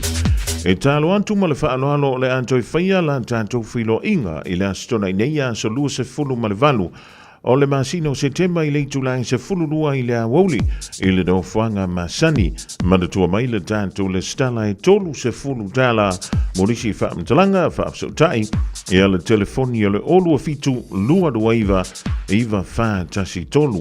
Olua fitu lua iwa whaatasi tolu whaamtai o lo seinia ele taitaifono ma le laulauna o le mafutanga alo mawhanau le fioanga o sa le lua I whalea lili.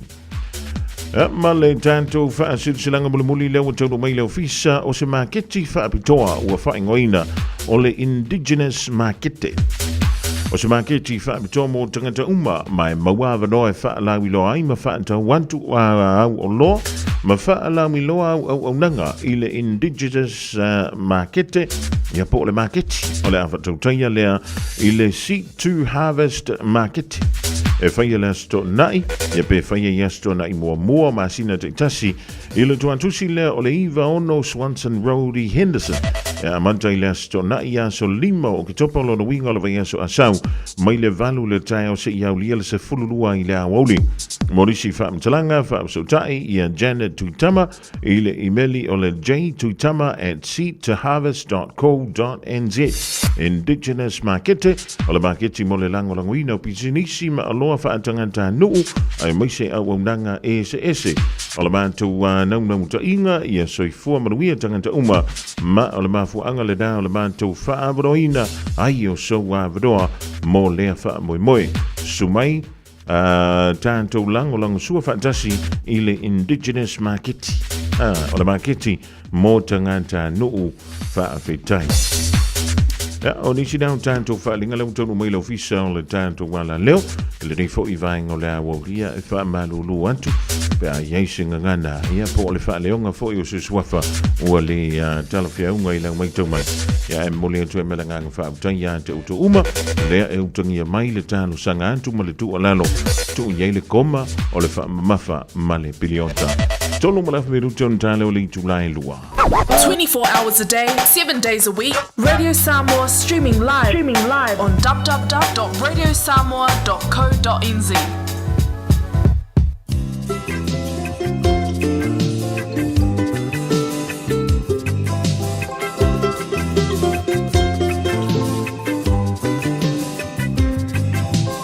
Well, I remember a long time ago in the island of Manono, I gave one diamond mama to a lady named Moana.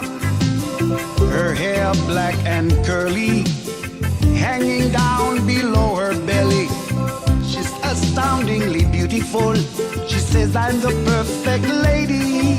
Moana, Moana, the children are crying. Moana, don't you younger to me. I don't give a damn, you see. Don't give a damn, you see.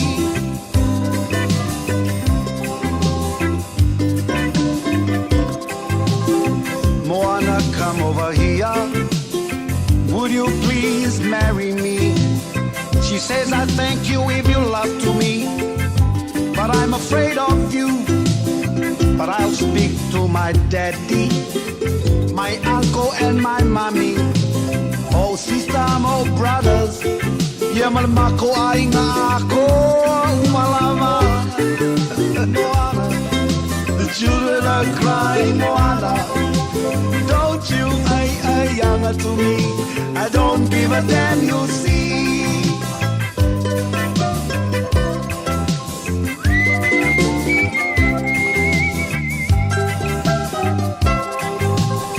One day we had a fight.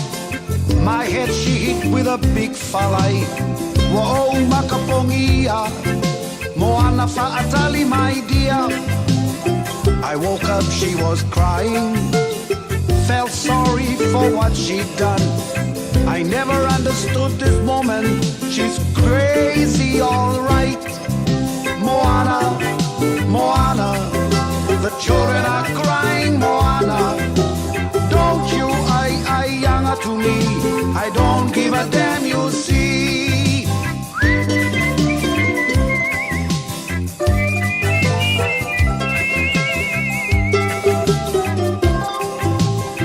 My Ingilisi is not too big, but I know your conflicts.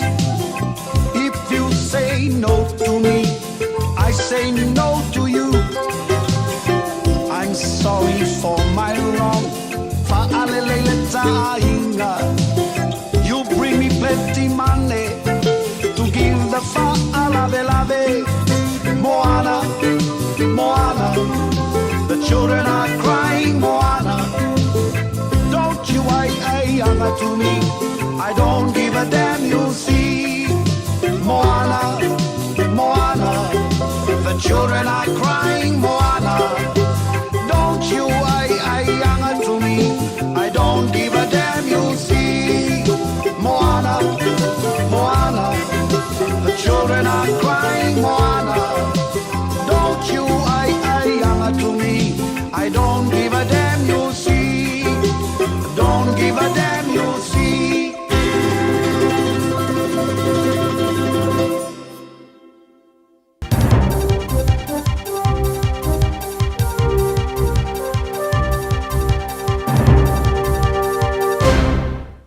Amaro te tua whanau e whakaro whātua tāpanga le tunu whafonga mai e kala mole ni o uri mo tala tumoa mole le tio Samoa tue mai vitolo a mo.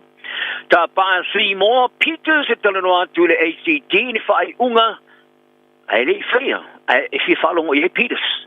Whai se au se loku sa e tau tino le whaia o se amionga mātanga i te maiti sa whātanga o le whaua o le whaia o whonu tanga i whale o ainga. I tā longa marao Joseph Parker se Siva McDaniel te poar tono le maya. Fa fonga baya il fa lo telino ne tala. Wa fa ia te ulo le party ole actor David Seymour. Sa ia tapa ina le minsta le vai fafo va vasta mane Winston Peters. E tala no atu le ACT por act e winga I tulanga tu wai New Zealand fa tau ya Israel elu ai de fai ni fai uma fai. E bekai. Wa fa ia te mai tai su te ulo le National Nicola Willis. Ele o yesu la manatu o Peters. Ole tala no isi party e winga I fai uma fai fa minsta fa. Pea e ulava e fai nga malo so patas. Vasta wai ta palo tala ngoi New Zealand to la tia Peters ele nga fono malo fa tasi. E fa mautu wale manatu e fa masnongo tu la fono fa va malo e fa pea. Ore ia o Israel no fanga no foi tanga te Palestina fa solitu la fono. Ta folo na Peters le nga yo ingale stofio na vai aso. I fa lia. Ore fa vai le se fa ilo malo si o le lango no tu la fono fa va malo. Mamana onga mo se fa foi se vesia inga. I le fa vai na le stete se lua po le two-state solution. I le va Israel ma Palestina. Faria Peters, o le lango ni sila sa umaiai mo se lapta inga o ni swinga paya. E au fia ia tkolunga o le lua tau sanga o le taimi o tau sanga ina mo Israel e tu umure se ai ma territorio Palestina. E leo se mea mwhai whaian. O Peters ua malanga tu nei New York ia Amerika ia wai le tua whianga malo o fatasi. Mai le mo se avano I sanitaria winga ina manat whaalio Seymour. O soia se loku tu do tasi sa whaieisu so ngā FBI a Amerika. Wala tu fie loa, pe fa pe fe se te malo e se a mio le turi o te mai te whai e ia mio ngā whaungali. O na whaatanga e whaua, o na whaiana whontanga I whare o hainga. O le whaiwhia mua le loko ke le siango kuko kasi o ilo ai o le 2x2s, sa i o te utino le moni o le whasolonga o ni mōrianga. Tuai le sa wai no te mai ki ia mio ngā whaungali. I le tono le toni se puri tau sanga, sa i a whai e te mai ti sala aiti le vai teimi. O ia le o William Stephen Easton, e lo ai ia Bill Easton, wa fitsumari iwa ni tau sanga o Kerry. O Easton sa avea mawhai te au lea loko le 2x2s mai lea wheksala o nus maleno. Se ia o le teimi sa ave se ai mai le te ingo le lotu, ili se puri tau sanga mun muriane. O lea loko Kerry siango kuma oki kusa male, lua afe li maselau o lana au lotu le onos furo fai te au New Zealand ei. Ai ele o lesi torino se fala pro tonga mo so soni po se charity. Ele o ye po se ingoalo ia a poni no fanga e foi ia la ku no. Ai o se pine fa ma o le loku. O ana fai fau e feo ai solo te tolua mo no fai fale o ai ngo sui o le lotu moni fo tanga. Ia fe puaro te sanga nei sa fa ma ni ia le vai ngo su a fa pitola FBI America. Wa amateina desa la to se suenga ile loku ale 2x2 ai pole the truth elo ai foi ele pine le fa mauninga le FBI alo ngoina ila to e tangata ni silene sa tua ia le afia isa wanga fa te wole loku orisi do tono le loku sa la to longo le toni sila o Easton e yeso na wingo se fa manu fe ai pole predator e o mai lava le to sang to wai fa wona ve ma vai ngo fa te awe wai pono tanga I fa le ainga. Le so luo le vaso nei sa tula I lumon fa mstonga I kai Kohe District Court ma fa wa wai na ta fia se yo le taimi la wai lona fastalanga. Ona sori nga tula fono sa fa solo le tons to sanga I te mai ti to ono a ola iti le vai taimi a fia I mstoma kiti na ole alu to sanga. O le talavau sa sa ia le ono se emaili sa ia au natu le au maurunga le Bayfield High School I Dunedin. E vena whaari ai e leo. O leo wha au penga ina sa tau nuu I le au ngai no walongo ina I eise wha matau le te o le vanu le tae o na nafi. La mafu ena loka le au nga mwha peao e se ia leo ia lima sa lau lima spulo ta maiti mana au whai ngā ruenga mai le au nga. Ta whaari ai e leo sa tini senior officer Billy Nick Lee. Ta sueina e leo ia se pale I Dunedin le au ulia na nafi. Masai sa ia se talavou e spulora tu sanga. O le atu lai lumor whamis nonga motu pulanga I Dunedin le aso a taiao I le mōrianga o le whaio se whamatau le oti. Mani e li o lo ngā lue whaatasi leo ma le a onga I suenga mai pōringa mai e iei nisi o mōrianga e whaia. O whaata o toina le malalo ni sila le amataina I le leila loifo ma le tasi satelite mo le whaonga ina lava e I la tou. E toi kiki lavo satelite uma le vani munimo e ona ina isi at lu. Ai po isi kampania lo whaarango lango I eining sila te minei. Ona fuafuanga whaata o te fōu mo le vani monimo vaianga tau i whemalanga inga le ea. Ta whaamatuina I le astona nati. o ta wai o se misiona mo le amataino se satellite ao o le afa vaina ele yo ile lua fe male to se pulu li putia le ta wai stu Singapore po o le afa vaina se misiona to wala tu le atina ina fausia amataino na fa nga mo le fa tinonga o se tasi ai politele fo le satellite tu moti o fa mtalanga ya ina mai nei satellite mo le malora so soni e mata i tu le vasa ai po le va ni monimo le vaia o le fa tu pro io le la matia se vese inga le va ni monimo au fausia Amerika ya fa inga pa anga matulu fa pa anga ke fa sanga tau mo te to ya China ma Rusia o ia le fa mo ngo tanga tole lo mo Wellington o le ta panga le malo e to fa foi tanga fa inga le malo o fisa o se la sanga le le mo business e pe to i tu pe moa ai ua whaalia tanga ta whaingarua ngā le malo. O ta uma mai nai la tau, ma ua whao ngā le malo ia o whaingarua ngā le malo, ea vea ma alwhanga. Sa whaalia el ta mai tai ministau tau tua le malo, Nicola Willis, o le ngā lulue mai whale ua leo se mea iai. Ma ua mō mia le tō tele atu na whaingarua ngā le malo, e toi te leo i ofisa e ngā lulue ai. Ma ia ta wai o Wellington e am ta mai le asunga pua e o le asunga paroile ua peo se taulanga o ni eitu. Ai ole tula taulanga tele au kilani ele o yese pupua ngā kon fa tono le taulanga e suia na feu ye ingof tutuna inga i tulanga o ngā luenga e wilava e tusa male tasile miliona tanga tayanga i atu le taulanga o kilani vai asta i tasi ai ole fatu lava i ole taulanga e tusa male dolce furuafe lo uti o tele numero tanga te tauna ia i tai vai asto talu mai lava temi sa tapuli ai ko vikes tumariva o le tamatai ofisa still in the back sai falia wo tai me fatino ai sai ta wai e ulava fa fitaia le ia yo se mata fa yo mo fu tona inga luenga mai ai foi tai me tar fenga ye nga lue mai fole wo tai me to ilo nai le ai inga faria back wo mo mia business se tu le ngoni sele ni moa ma wo te tau ai foi fa la por tonga tu mo oti ona tu fa fo ya to la tu tanga fa nga luenga ai ole for fa ton wo le tau langa o kilani o te fa la por tonga le malo e te tau ana tau la mua i le toi taliu i le ofisa. I ta longa o tau ina lupe sori ai lauri tau se panka o io se fili o fitau i mori tamafusu Peritania Daniel Dubois i le mai aio sana mano mata i le la fusu anga ma le istam Peritania Anthony Joshua le fai ngore verso o Joshua fa lua na ave mishampina ro langi le panga mamafa ta matua i fa tau ngai Dubois i lumore ivas furu ono afe tanga tamata sa fa tunguri ani malai le Wembley Stadium. Sa mua fato lopo e tu puai, Joshua di tamarasang mua, ma faita wai opu. Ai le fa amutalia le fusu anga di tamarasang ima le tu yoti. O le manu malo tu puai, o toi no failan champino le IPF, o le panga mafa. E ulava o moe metingo Joshua e fusu i deise manu malo le vao Alexander Usyk, o Ukraine e po Tyson Fury o Britannia, mo le champino ia e po le undisputed. Ma e fodinga mai o yeise tulanga manu luen.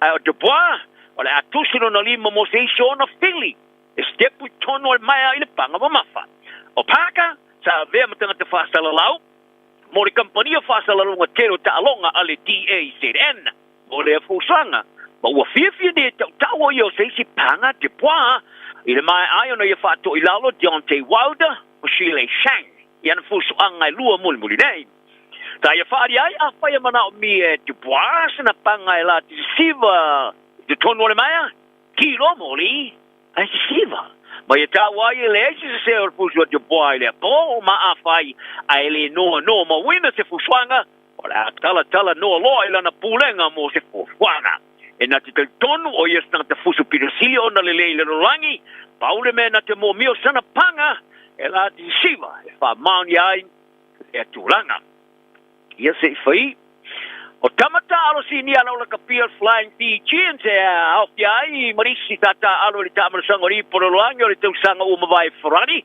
o li putia le tapa no ni swinga ya e foi ele uni la kapia tiki o tamata alo tata le no le mai ngo talo ngale television pasa la lawa fiti le FBC i super vaso me para kapteni mo fiti wise there na ya the level o foi fali o ia te ia mori mau e langolongo ia na tua inga i whainga pio whaasanga le laka pioni e peona sa ia whaia le vaso mo vai sa tala no le vai o ta alonga le FPC tamata alo wha mautu i wha Forani Lavani Potia ma Williame Mata Matamata alo o yei nei la ua fiti al pete tui sue marantu mili tera na langi. E piona latu whaaliai, wa latu mana na, e matua i tilia uma ese ia le ofiso re la kapia fiti. Ma e mo mia swinga e whaia mo salilai e piona iei le whawau, o le whai tau sanga e le o tongia o tangata alo i taimia te tawai. E unoa le mani whailo le whaaleleo ia whaale tonum. Palia potia, o mea tua ia e nai a salebu le lo minga le The Daily Mail in vaso tuwai, e sao. Ta e whaadi ai o ia mai tamata alo sa whawau na tū leia e tamai tau lai ta longa. Ai o wale popole winga i o latu tongi malauni. Ta tua ia e nai a salebu, ai eise tūlanga latu te whatu ese ai ma le ta longa o le quarter final ma England i le ipole rolangi wharani taluai nei, no le tuai o na maua latu tongi malauni. Ta tau tino ai e le te whono mo le te minea le kapia fiti Peter Macy, i le tuai o na maua le tongi o tamata alo. Ai sa tongi umalava, ma i tapa ai nai a salebu, e o foina ni whamaoninga o ana tuainga. O le kapiteni mua le All Black Sam Kane, ua whaate o te mua te alo e lanta alo ngā whaitauria lona salau. Pa awai atua le kalapu o tangata ta alo ua ausia le taisela o ta alo ngā whaavao malo ua ofuina le tōninga lan luri, ani sila. Ua ia le whaamoe moe o le awhiwhiri au tafo skalamu le ta alo ngā whaitauria lona lua ma le wawa pisi whaunga le vaso nei, i Wellingtone. Mai o le a toala i ai le to se fulu mani tolu. O tangata ta alo ni sila ua ausia le taisela o ta alonga pa malo o le ato sumari tolu e au fie McGivern mea lamu ma mahalili wulia ina. Ia tala nal ni yaso se sila silani inai pana witi malolatu sa ngalevu malolo fia so i foia.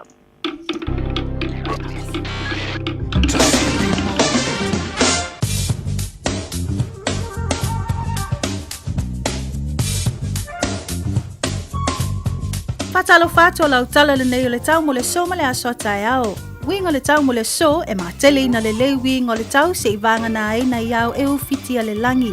E angi malu mai savili mai leitu sautisi si fo la tunuu. Vevela famawina mo le so es fulono tikeri ma le malu lu e iwa tikeri.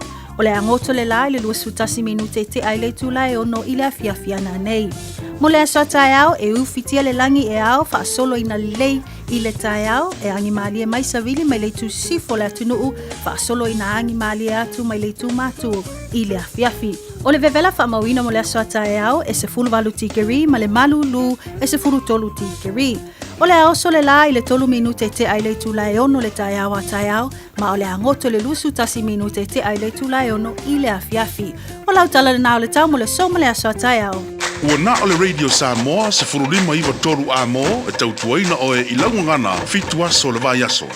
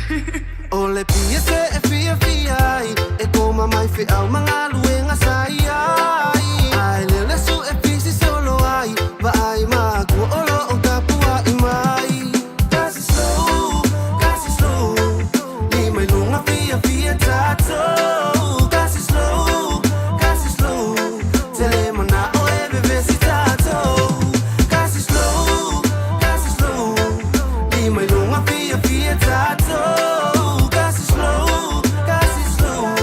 tele mana o e bebe si tato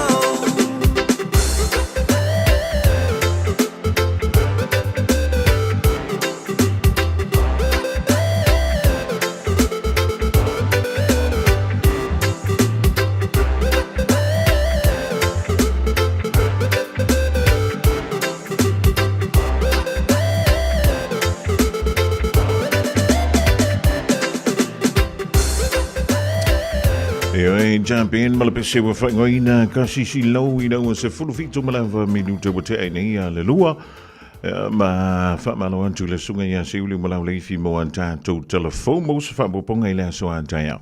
E mo le tupina o lewa whatasi mai le tupita ia anti o le tauto malau nanga lea a le Henderson Cars I le tasi wa wha Cavendish Drive marukawa was tātou le poti ia whatalo whātu anti malo ngā lue malo leo nsa I le vea sumulimuli ne I o le masino se tema.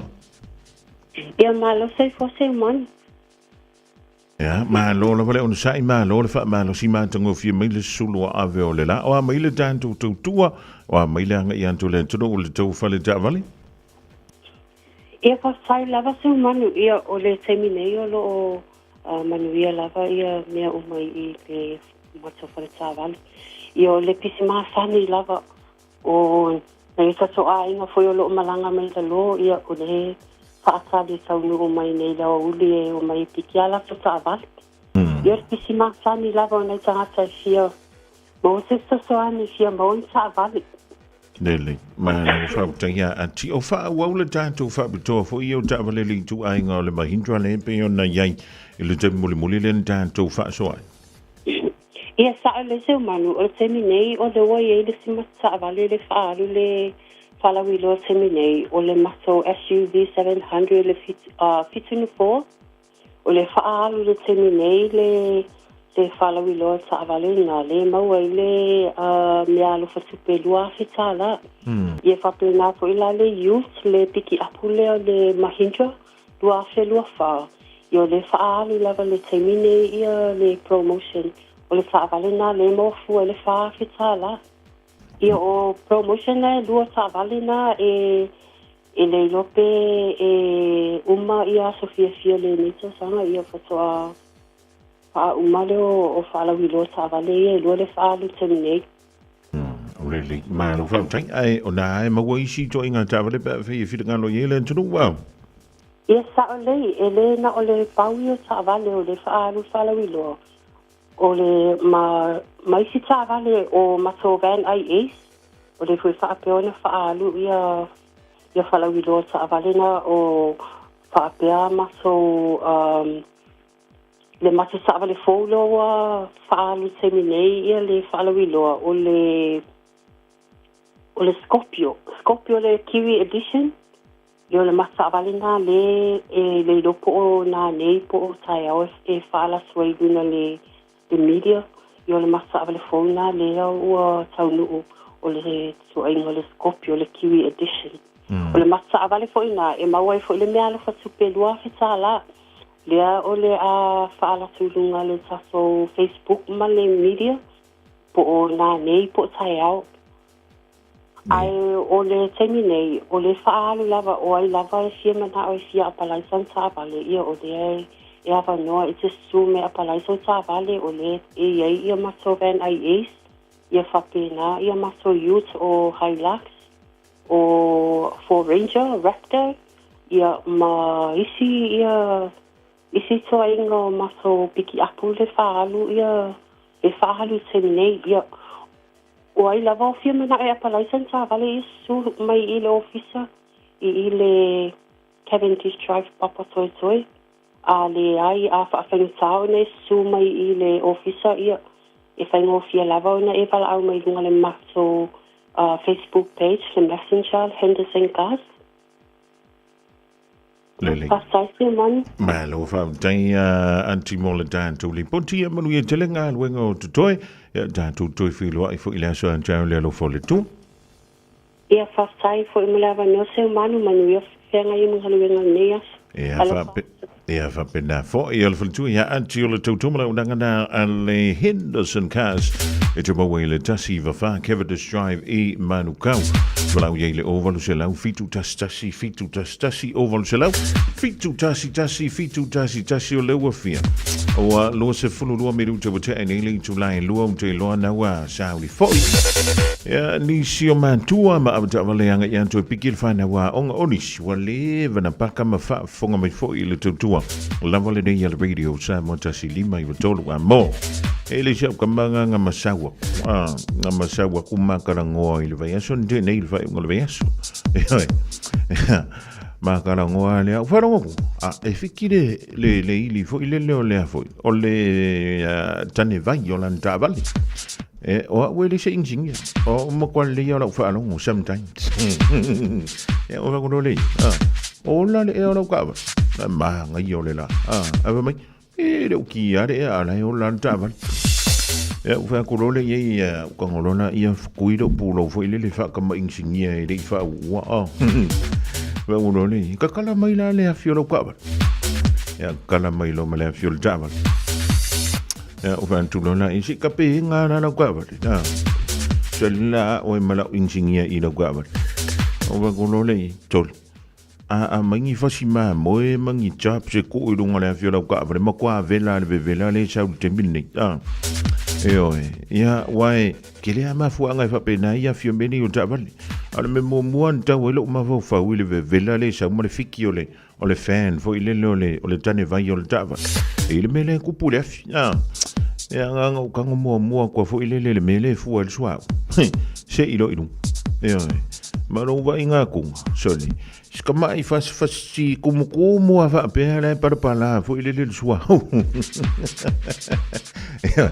ja o ver korone ye tot wa ye de mere ke fer wa ingi le ka ba nga singa kuru wale o swa masano e umalo ya ona ta e ro le fiola ta ba le wingo lental fa ye kere lo fa menga fa masiaki so eska ka ngo siaki ya le fiola ta ba wa le sina me ale na va venga o sole ili o le daneva ya unga ona wa ko ya ka ele le ulo le fiola ka onga ole le siakia ma le ku o swa we ke fia le mele sko inga ng veli sas o va kuyi o manga su di swa o ma swa o ka ma kero o we su ya o we fa ma swa o ma swa o ka o isi fa inga ya ro ka malo ora nga ki mo nga mau ko ile no ka ba ka ngolo ka kana e mang bolan ka panga elang mu le lang o swa ula elang pingiki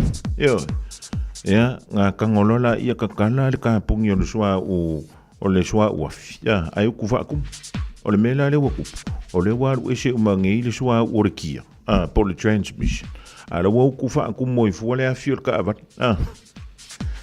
kangolo le fa o la ka ba o la fa o la ngar ka ba nga makwa yo ayu a me ai le ki o ka ba ia ma o ela va inga avikia ya o le mena eta dau ona avela uta vale famous yaki me ai vengo fi o le suau o le fa ma suau le wa ma tan san ma fan e uma venga ko wo ile manuru ale la ga ko wo ile vela ia nga kangolona ia kire e continental of Java ke lola le pefu mo ile fia ka usanga karwa nga ai ko ko ngore fa ma e o la Java mantua e se le fa ma suau e se le meka o le fa ma ia o le mena na te fa ma ina le ia le sa wile e continent o ile e manuru o la Java a faila wali maka usanga ile sui o le pefu uma o mea ia mamanga ala ia nga e fia fio ai ia ngala ko sa uma e tele vai ia wa le mele o le pefu i le mafinka ko wa i uta tu mata si vanga na i wa ave su ele su o le mele ko nga fa ma ave no ka mele ave service a wa ke fe service la uta val o le umina o la uta val o le fa ma ave service ia o le fontuanga na le tongia mai a ulenga ola ingenier ka amalera ka manga o va ki alungeia alung sa wa yo le super cheap po le ripco alo fa ka usa fangsua o kursua o ka awa fe lo wa fa ka le fangsua o limas fulpe o ngos fulpe fikus fulkala ngai lo le leang alo lo refi ka elo lo refi lo inga ki lo so me sia fi sekene ya kana ngo maila ia le fikusela le vanusela kala ai le ku ai le pol fa pi inga marsu inga refi o longo winga wa kana ngo mai lunga le fe mongu yanga o ka unkanga al me fingo fiero ko fa ko alu e fai masiak fai o el tinale fe lo el tavale fai ma fe le faling sing ya lo kwa fai se fa mole o longo fai mai le fo kuanga asko inga na le o ke so si akira ka ba ya pa wanga me si akira swa ma ai po mama wa pala wa ko ngasui Radio Samoa Tasilima Ivatolu Amo Radio Samoa Tasilima Ivatolu Amo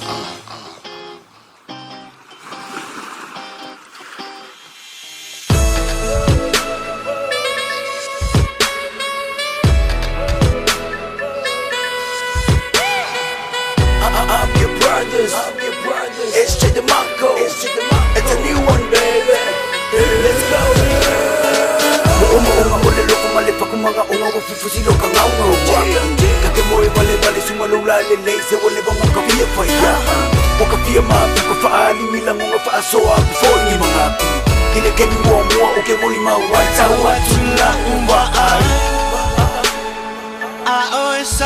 sa mai malo tino baba a fai mai lo fat wala le ile vai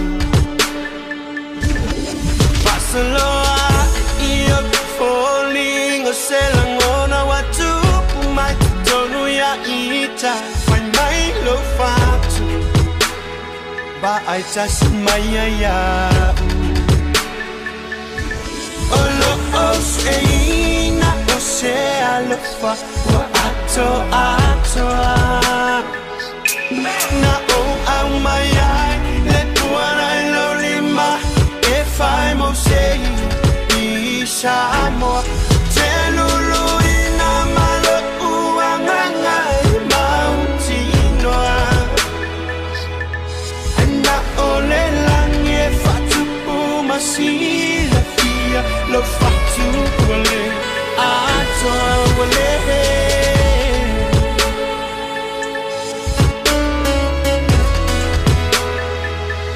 Words couldn't explain way that I felt it inside. That was really meantime. When you kissed me, I felt so in love. Beautiful, you're all together. Place me like a seal over your heart. Your beauty's insane, so I say it again. Lo fatu e fino pe ai ande e a if I'm okay. You in my life, there's no word of pain. Olo oseina osea lefa wa ato Na o au mai ai le tuana I lolima if I'm okay. Isha mo te lulu ina malo uanganga mautinoa. Ole lange fatu umasila fia lo fatu wale ato wale. Just wanna have feel, chill, feel love inside. No matter what, no matter how hard it's a journey, every sacrifice clear. In the arithmetic of love, 1 + 1 = enough. And the definition above is you and I. But when it touches my heart, it brings tears. Different situation, difficult bonds in my timeline. Never mind, please promise me one more time. You will never forget me if I live my life.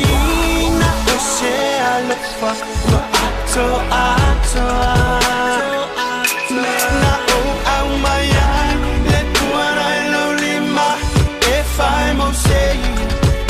Isha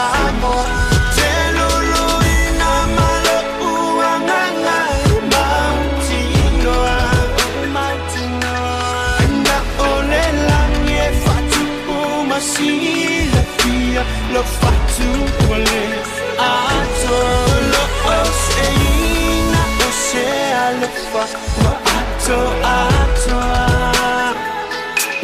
na o au mai ai le tuara lo rima e fai mo sei isamo te lo ina malo uanganga mautino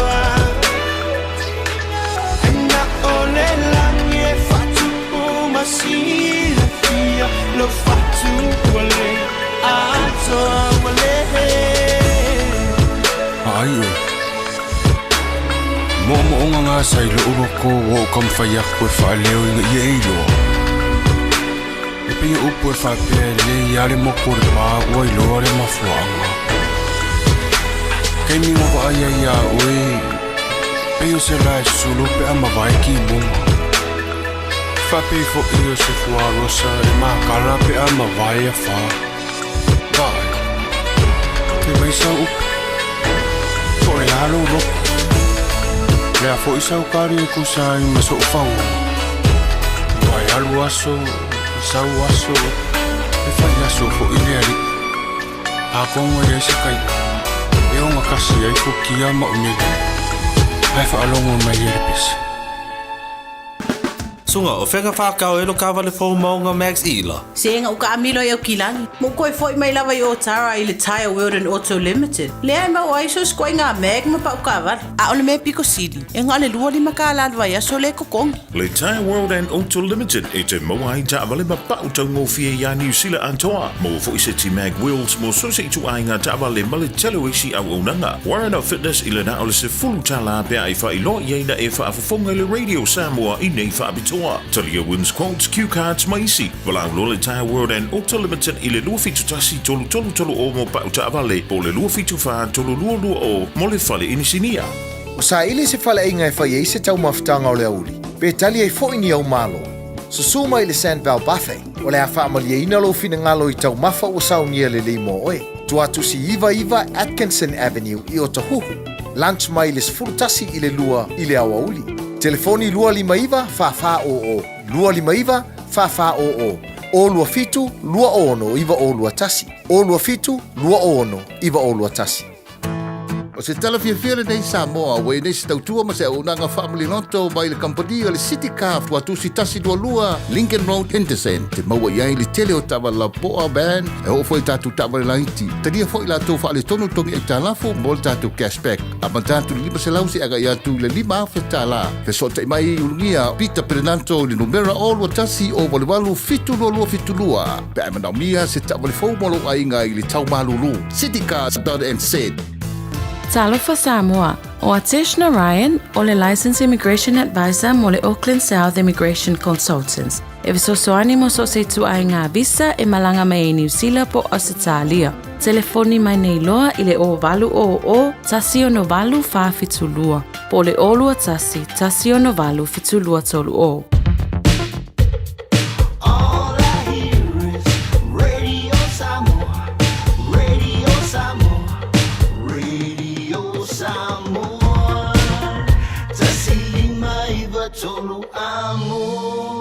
Radio Samoa, kasilima i wakuru amo. Mua ia ina mua.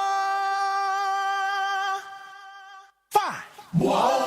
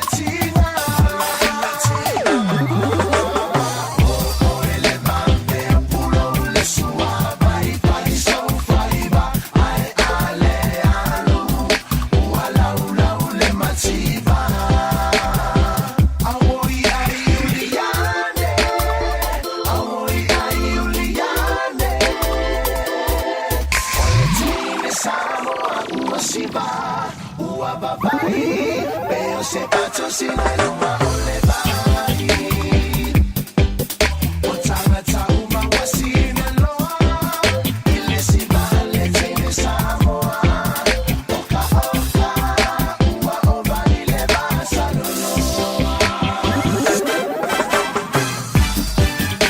whamali na le sunga ya waino le rivaing o lea woli ma le pese ya o whawhiwhianga sui whewhi loi ina ua se antu ya lus fulu ma le tasi minuto lo toe ona jalo leo le tu lai tolu te lo na wanga ya tu matua piki mai fo i le whanau le tu wai o aonga e se teimi e le o toe ma o le teimi ni o le tantou polokala me lea woli ma whangamu e tu ina antu i lea vanoa i nisi fo i o alo matama whanau o le tantou turu o loo iaia lantou taleni o loo maua ia lantou seleni ma tausi ai o lantou aiga i lenei foʻi ia vaitau o le soifuaga e nisi sa faapelea ona sauni mai ia pe tapena atu ia le tatou polokalame ia ua lē mafai ona paau mai i le tatou feiloaʻiga i le so ia le avaina lea o le a tatou asiasia tuletemi nei inā i ausetalia e tua ai o le ai le au sini le tele ai au laka piliki fo i le vevesi ai tato i le whai unga o le nei fo i viaso o lewa whaatasi mai ai e se tasi nei o alo le tato tano o le sunga ia PJ lale e ha whaatalo whaatu PJ talo wha PJ malo le soifua talo wha malo soifua ea o a mai o eli PJ le nei ia ouli yeah la le manguia malo wha yeah O ngā whea i nai Sydney le te whaatasi mai APJ. Whereabouts in Sydney are you tuning in from?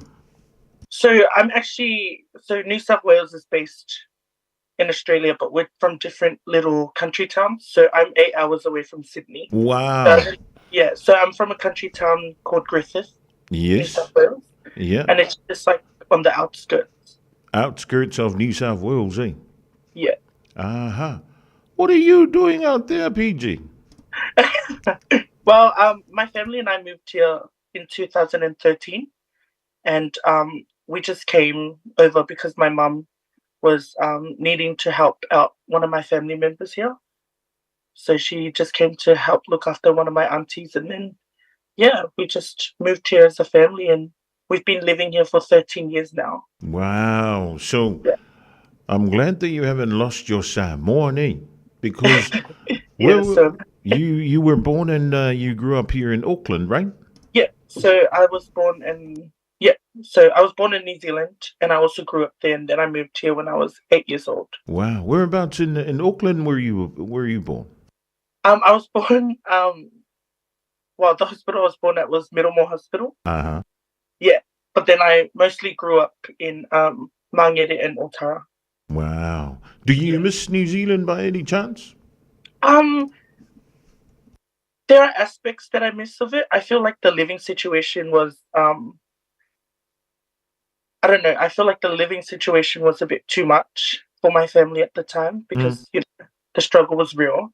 But I felt like when I moved over here, I really missed it in the sense of different opportunities for our brown people, which I feel like lacks here in Australia.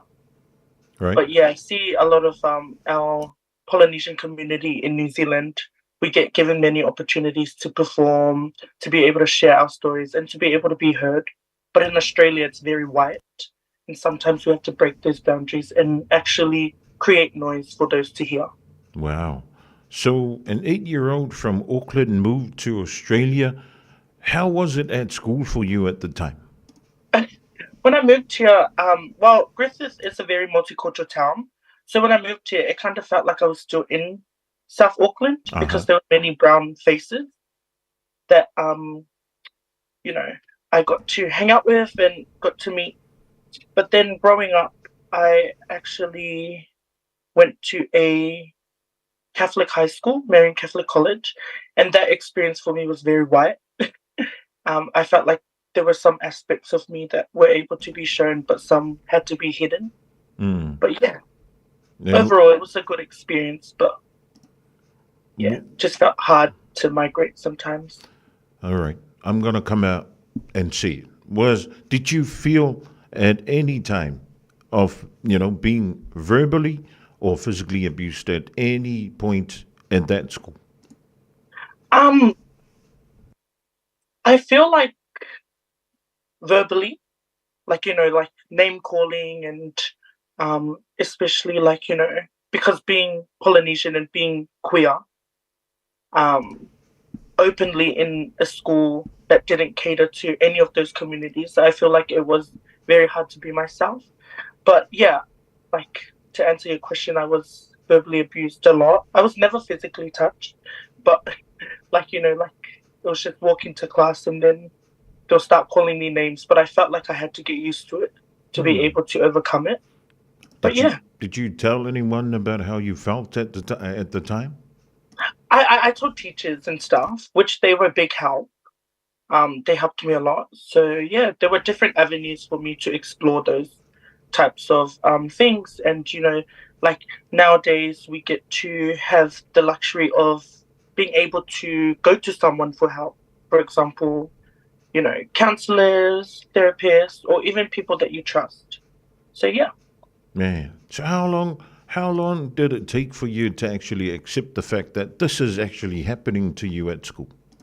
It took me a long time because I felt like, I was silenced in a way. Like we weren't able to share our voices or our stories. And when we did share those voices or those stories, it was just like another topic. It felt like these stories were never appreciated and looked into. How strong was the support from your family during that time? The support from my family was really strong because my parents already knew that I was different and my family already knew as well. So instead of, telling me that everything was okay, they actually helped me in many ways to seek opportunities to talk to people and to also help me, like, be myself. So, yeah. All right. Well, thank you for that. Do you still keep in contact with your family here in New Zealand? So sorry, what was that? Sorry? Do you still keep in contact with your friends and family here in New Zealand? Yeah, I still keep in contact with my friends and family, mostly my family. But yeah. Very good. Now, it says here you are in performing arts. Now, what short films have you been on? And it says you love acting and also doing a bit of work backstage. Yeah. So yeah. Sorry. Yeah. I've been I was very blessed to be able to be in a couple of shows while being here in Griffith. One of my first shows I was actually a part of was The Addams Family. It was a 2018 school musical that was produced and directed by one of my teachers here in New South Wales, Australia, Tara Sudkis. And I was able to play the role of Pugsley Addams, which was one of the main roles.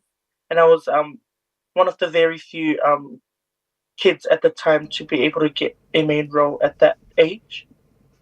So yeah, so I did that, and then other school musicals I was able to be a part of was We Will Rock You and Hairspray as an ensemble. But the other ones I've been a part of were mostly working backstage. So I was able to do set dressing, costuming, makeup, hair, and just being able to fill in wherever I was needed. Man, congratulations. So you were you what age were you when you did all of that? I started, I like to tell people that I started my creative journey in 2018. So I was 13 at the time. I'm currently 19, turning 20 soon. But I started everything when I was 13 because I feel like I knew who I was at the time. And in order for me to come out and show who I was, I felt like I really needed to start at a young age instead of starting at an older age. But yeah, so I started those at the age of 13. Was it easy for you to come out and tell everybody, look, this is who I am? In some ways, I feel like it was pretty hard. But for my family, they already knew. When I was younger, they always knew. But they were very supportive in some aspects. But I feel like what really helped me stay true to myself was the passion I had for creative art and being able to grace the stage and authentically be myself. Because I feel like, the reason why, queer Polynesians like myself are loud, and the reason why we stand the tallest is because we have to, in a way. Yep. But yeah. All right, fantastic. Now, it also says here that you do a bit of photography, and like you mentioned before, fashion design, as well as musicals. What musicals did you do, PJ? So the musical that I was a part of was was The Wedding Singer. That's what it was. Sorry, it was at the top of my head. So The Wedding Singer was a really big thing for me because I was actually living in Samoa in the beginning of the rehearsal. So there was a main role that I was supposed to go for, but because of the passing of my auntie Aotearoa in Samoa, she was a TV host. Yes. My mother and I had to go over and stay there for a bit. So I stayed there for 6 months, and the director reached out to me and said, "Hey, would you be back in September? We really want you to be a part of a show." So as much as I didn't want to because there was so much on my plate, I felt like 2023 was really my year. And it helped me, like creating really helped me take everything off my mind. So when I came back, everyone else that was in the production team had 6 months to prepare. I only had 2. So I had to learn new roles, learn choreography. And then I also found out that the production team didn't have, a set dresser. So I actually offered my time to dress the set and, adding those little details to really bring the musical to life. They also didn't have a makeup artist or someone to do hair. So I just kind of took everything under my wing and, all the traits of being Samoan and being what is known as whawhawhinge. I feel like we have so many talents that we are able to use. Yes. And that's like, that I feel like being Samoan and being queer, we have many stories to tell, and some of those stories are used within these different areas. So I was able to do hair and makeup for casts, be able to alter some costumes, and mostly was work on the set. But then I also had to, perform on stage. So it was a really big thing for me.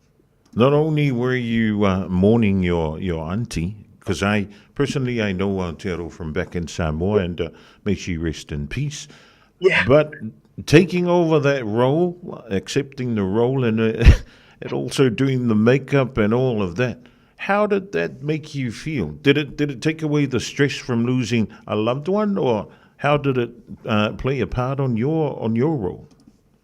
If I'm being honest, it kind of helped me mentally because I had so much going on in that year. I'm a type of person that tries to use laughter as a way to get away with things. Yes. So when that happened, I just felt like it was a blessing in disguise because my auntie was actually one of my biggest supporters in life. Even though I have such amazing family who support me in everything I do, I feel like Aotearoa was very lenient, and she knew me and she understood me, especially being her nephew. She always was there for me, even though she lived so far away from Australia. She always made sure to check in and remind me that what I'm doing now is amazing and there's a reason why I'm doing it. And then when I came to back to Australia, to be a part of the musical, it just felt like I was doing something for her because she always wanted to see me succeed. And she just loved everything that I do. And when I was back home, so many of her co-workers were telling me that every time she'll come into the office, and if she had a bad day, she'll just show them videos of me dancing on her computer, and she'll just show like she'll just showcase me at her work, and to hear that like just made my heart warm, because sometimes we have bad days, but then it's the people that make it amazing, and we're able to flourish. But yeah. Absolutely. Now, you also do a bit of poetry and storytelling, PJ. Tell us a bit about it. So poetry, I actually started doing that last year when I was living in Samoa. So I lived in Samoa for 6 months, and when I moved over, it was for me, it was such a culture shock, because in Australia, I was able to get everything handed to me straight away. Yes. But in Samoa, I really had to appreciate the little things and really look into the topic of, like, am I being grateful? And I feel like when I was there, everything in Samoa inspired me, from like, the way the trees moved in the wind, and from how the ocean was, flowing, and from just like the little things, I was able to write these stories and relate everything to poetry, and the way that I the way that I come across to people, if that makes sense. Now, when you say about poetry, are you actually filming yourself, or do you write it down? Because nowadays everybody wants to see who's doing whatever they are doing. Yeah. So my poetry is different, because most of my stuff is on my page. But what I do is I actually like to take photographs of myself. And what I did in Samoa was I took photos of things that I liked, and I edited it and I posted it, and then I just wrote my poem and I made it into the bio. Yes. And then I just said created by PJ Lale. But yeah, so like that's how most of the things that I create gets shared around, because not only is it just poetry, but it also comes with a bit of flair. So like I try and put imagery into it, and like it connects to it. But yeah, and I feel like poetry is a part of everyday life, especially being Samoan as well. And like on the topic of storytelling, I feel like every day we tell stories, and that's a part of the nature of being Samoan and of being the down-to-earth people we are. Hopefully that will make sense. So sorry. That's all good. I think we're getting it, PJ. Now, there's a paid trip for you to go out in the rural areas of Australia to help kids. Can you tell us about your trip next month? Yeah, so next month from the 11th to the 13th of October, I've actually been paid from Western Riverina Arts, which is a artist collective here in Australia that gives opportunities to kids like myself and adults like myself from rural areas in Australia to be able to get an insight of the performing arts industry. So there's different courses, but the course that I'm currently in is the fashion course, design and technology. So I'm doing fashion styling and also set dressing.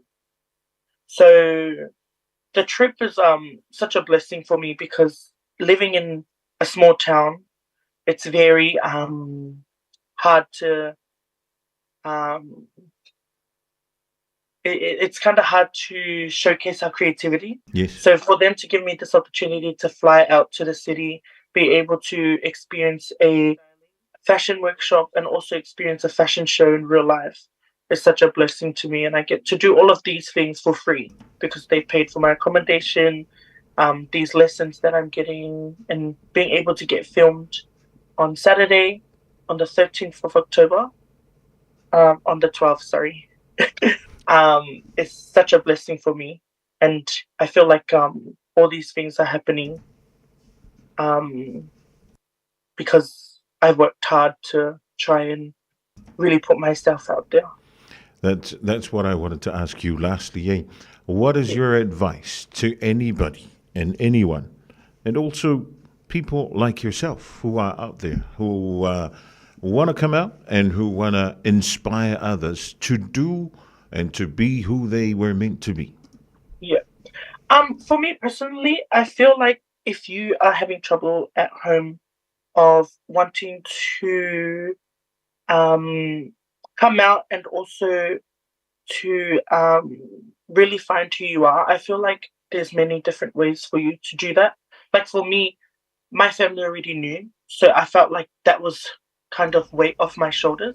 But for me to really tell them, I just had to tell them that this is me, and I also really had to lean into just not caring. I feel like that's it might come across as aggressive, but I feel like for kids like me who experience this, thing from people that try and put us down, I feel like you just have to keep going. Like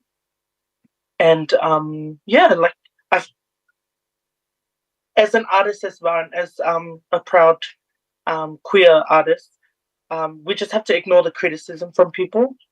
But yeah, I just feel like it's kind of hard for me to explain myself in a way. But like, if you have dreams, just keep going for it, and that's what I feel like I've been trying to do. And there's so many opportunities out there for kids to really try and flourish. Yeah. That's right. And any messages for your friends and family out there watching? I love you all, and I also wanted to give this opportunity to say thank you to everyone that has helped me, and thank you to your creative production team for having me to be a part of this show. It kind of healed my inner child as well, because not many people get these opportunities to share their creativity and also share our stories as Polynesians. So yeah, thank you once again. Malo PJ, we wish you all the best, and I'm pretty sure this won't be the last time we hear from you. All the best for your trip, and also for helping out the kids in the rural areas in Australia, and we hope to hear from you again in the future. Definitely. Thank you so much. No worries. Yeah, take care. Manuel de so ole sunga ya PJ Lally. O se tasi leo alo le tātou. Tiro, i te tondo le vaenga leo wa whai wai no le performing arts. O PJ i pe ona whaafonga mai moa jele tātou. Tiro, o le whaafine Samoa. So i fuane tono New Zealand, malanga tuolon a inga le valuon tausanga. Mau wai. I se tamai pi tono i whaafuantu o lau whanua o New South Wales. Ia pe ona i le tātou so ta inga le rivaenga le abu. Ia manatua. E se umai e fausanga o tātou na fausi a i le tua. E leo tātou fui ni wha masino le an tātou no fui mwha pēr tu oi o oe nea e amare. E le o leo langa ma le soifonga leo tātou lai. O le vā o e maleari. I o le mena i e pule i alto ina i le lua vā wha le ngang. O leo langa le ni. Le fina findau le tangata. O loro wing. Ia o le le mawhai. O na wha o ngā ina le tāle. E pei o na ia wha manuia ma iai. Ia i tātou. Ia, o le tātou polkalamena i le rivaenga o le au. Whai mea alofa i a inga mawo i Samoa, e ala i le whaatawina o se hotel tā alofa voucher. E mawhai o na whaonga ina mo aso tā ua whaelonga ina. E pei o aso whanau, whaepoiponga, pe whai malolonga mo tā whawhawa i whaiungo vai aso. Whaatau e oi New Zealand nei, ai piki e lau a inga i Samoa. Tanga i ane i le pacific40.com/hotel. Ma whaatau nei loa. Pe wala au i le o lua tasi, o valu tolu tolu, lua lua lua tolu. O lua tasi, o valu tolu tolu, lua lua lua tolu. O fuafua sau tafonga i Samoa, manatua le Return to Paradise Resort. E fastful tolo na potu whaapea vile se lua se fuluiva. O se whalitel malo e whetau le lei mo tafonga, po o whaatasinga a inga. Whai eilo wasu tele le whalisa o tapena ina mo le lua wha moe. E o atu le whase lau tangata wala au li e talia. Return to Paradise na filifilia le toa Samoa. E whai malolo ai. Langolango le whalitel malo e umia mga lulue ai tangata Samoa. Tanga iane le returntoparadiseresort.com be wala au lua lo ofisa malanga. Talofa Samoa, o Atish Narayan, o le Licensed Immigration Advisor mo le Auckland South Immigration Consultants. E visosoani mo so se tu ai ngā visa e malanga mai New Zealand po Australia. Telefoni mai nei loa i le o valu o tasi o no valu wha fitulua. Po le olua tasi o no valu fitulua tolu o. Ua te tala le la fou o le Deals Direct i le aso tofi aso lua se fulu iwa o kuso i le tuatusi limas fulu Love Grove Crescent i o Tara. E te mawai o loa mo loma o ta pei o mea fale, umukuka, ka peta, mea whaingaluenga, maisi telo o loa. Vala au loa le Deals Direct i le lua tasi wha iwa fitu o. Lua tasi wha iwa fitu o. Tatala fitu aso mai le iwa taiao i le fitu la fiafi i le limas fulu Love Grove Crescent i o Tara.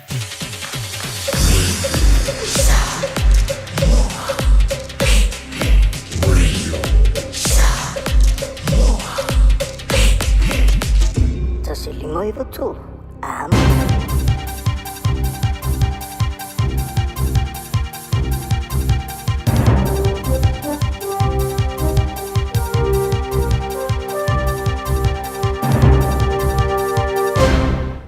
Talafalava se whapoponga talafo o le Radio Samoa. Wa pasi nei le whaitonga muni muli le tula fono e whatau i a onga e whaatupe le malo e whaanga yo ia tutu tasi po charter schools. O le whaitonga muni muli le soi le parlemene na whaafonga inai manisi o la unga e lango ma te te e fo i le pili. O le swinga le sa fola le national le lanto marienga so whatasi ma le act sa uno ai ma le ministarang lango a onga David Seymour o le aulato wala uria tangata ma community e amata ni a onga o le aulato maua tupe mai le stete sa masani na whaalu i tamaiti i a onga le stete. Ta ue Seymour o le amana o miona iei se tūranga maualunga o onga i a onga ia ma ia whare reia le tūranga tau tupe o le awai o tamaiti le a onga le attendance e meise o mea mawhai o na o lato o sia. Sa nore whai pura le Labour Camilla Bellage o le toe au mai o charter schools o se mese se. Wa tu wai ma se ramatianga i lungo whanau le e whai ei whaata inga o iei tu ai ngā onga. Wa pasiel tu la fono de langolango le National Act ma le New Zealand First ai te te iei le Labour, Greens ma le Party a Māori. Wa amata neisa sa idinga mga adwenga la vea i tari atuai se ripoti o se solonga ele le Southern Alps i le awauri ana leila. O le New Zealand Herald na whaamaria mai o se helicopter mai le Canterbury West Coast Air Rescue le wanga iatu i le nofuanga o lo riputia mai le solonga ele i whaitu o Arrowsmith ma Ashburton Lakes District. Whai mai po le tere i titiro se fururua i le awauri le sona tupuai mai pea ma le whasfurono kilomita mai le tu i se sifo Mount Hart ma le se rautoro sfuru kilomita le tu i se sifo kala estete. No whataria se isi ripoti le tamai o le mata uple nei ai lo ta ua fo i se soifua o a fia le temi nei se ia manino mai su suenga o lo whanga solo. O lo whenga i nei se tasi o sui o le kengi le Common Jarrows, mani mōri anga ina ua maua ni whana i le mai au se whaalaulawe le pōna pōi au kirani. Whai roe leo a siasi o Jim Wilson, na vai e leo le taawale nanga i ane i LC Panmure Highway, i le te o le tasi le babeau i eise so tanga i se tangata lo sa idia e leo. Na whai roa tu i e leo e tau fi le taawale lata i K Road, pe ta ina sora ese a o muli ta i e le helikopta leo. Ta wale One News na tu le taawale se whale Moore Road, fe ta ua ina na tu wai le awe taawale se ato i le pasese, maanga i ese mai e le pasese ma le taawale. E le ituri ina leo le taawale e na mata i tu le vaenga nanga iai, ma mawai roa muriana i le whetaula i ngala i St. John's College Road, mawai roa ma le awe taawale. O le pasese na momo ese ma le taawale, ua ta ua o se tamai tai, na mawatura ma le ato lea e lua whana ma pulu sa iei tutonu, o le soetura iei le whamsinonga le awe taawale, o se tasi iei so tanga i le Common Jarrows e tolu se furu tausanga le matua. O le ufa amaria mai leo le tangata na madiu le aso lua i se whale i Wellingtone o se pepe na o le walu maasina le matua. Wala awane le sosoani whaavawe Newtown Park Apartments e umia le council o Wellingtone au le itaina le se fururua i le awaude le nafi. O lo ngāri rue whaatasi leo ma le aingo le pepe i suenga a o tādi ai le whaatino ina o se suenga whafo mai whaamani ai le mafua anga le maniu. O whairua leo le autu stala o le ato e whairua mai nisi whaamtaranga pe a mai ale suenga o lo whanga solo. Tala muli, o ta ua se ripoti le News Talk i le so o nisi re whaita wafe o tangata e ei Kiwi Saver e nau lato whaia suinga i le teimi o le COVID se furuiva i a lato accounts, ua whaeloa e ono mau wai le whaita wafe o lato tupe. Ta ua le ripoti o tangata na suia mai ala tau inivesi anga I whaputu ngā tupe sai titi ai la matianga I le taimira COVID ai le ito suia ala tau tupe anga I le Kiwi Saver o ono lusi la ia tupe. Whairua le ripoti le rua whenua se furu sa mātele na whaatino a isuinga ia a isi o le whaaririu mai o tupe Kiwi Saver ma inivesi nisi whaaputu ngā tupe pei taila wale o toe whaaririu watu le vai ngā tupe le Kiwi Saver marusi ai fo I mani tupe wha o popo fua I teu ngā tupe mai le teimi umi sa tu uai le Kiwi Saver ai a ngai I isi funds. Wai mai le pula le Westpac a tono se teimi le rei fo I le nei e toe sida I le atunuu ma whaatu langa le rei Kiwi Saver accounts I le anga I atu le numanai. O tala nā le Radio Samoa, mō le nei e solo.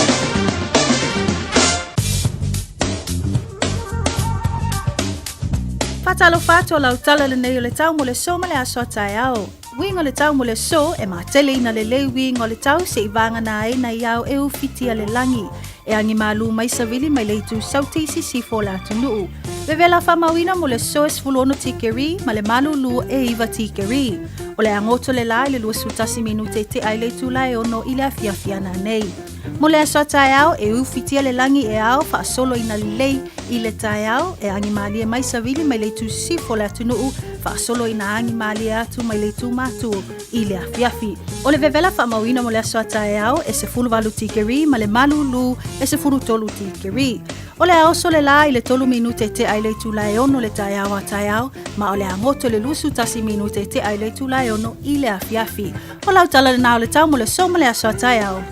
24 hours a day, 7 days a week. Radio Samoa streaming live on www.radiosamoa.co.nz.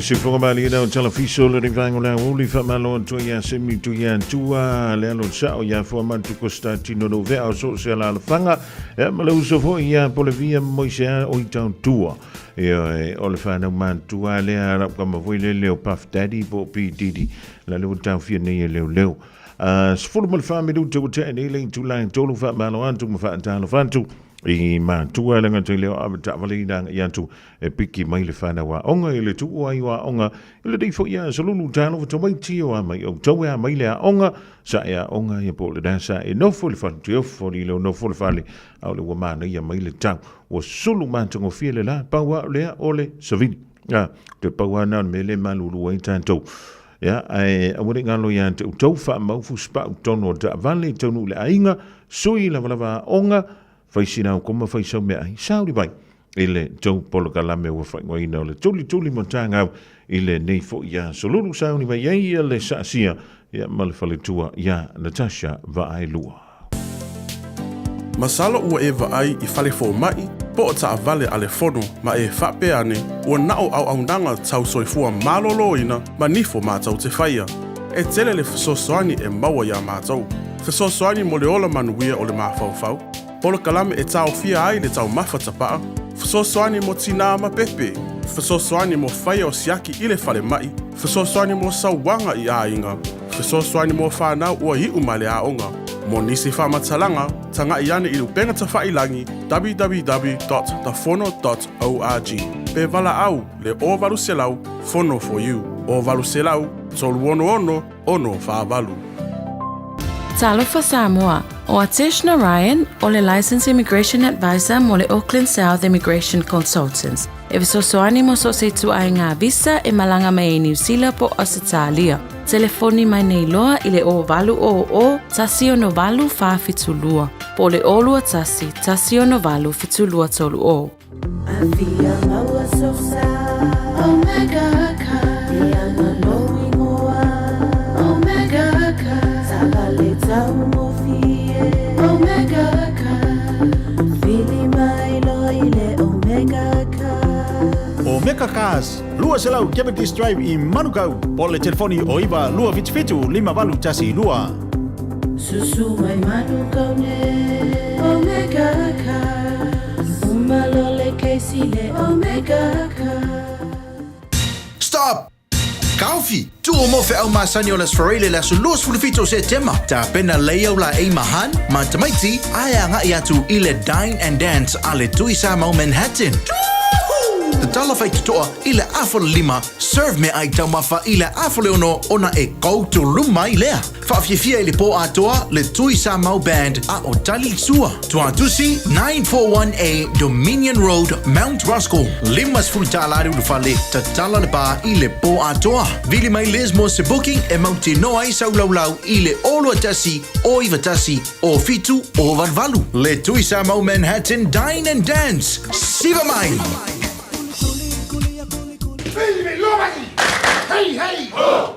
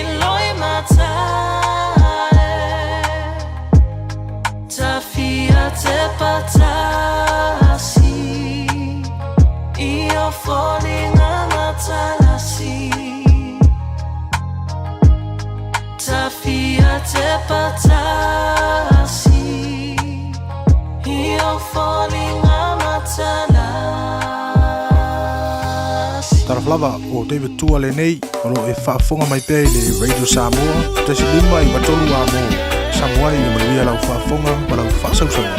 Hi Radio Samoa listeners, this is Cece Winans wishing you a fantastic day.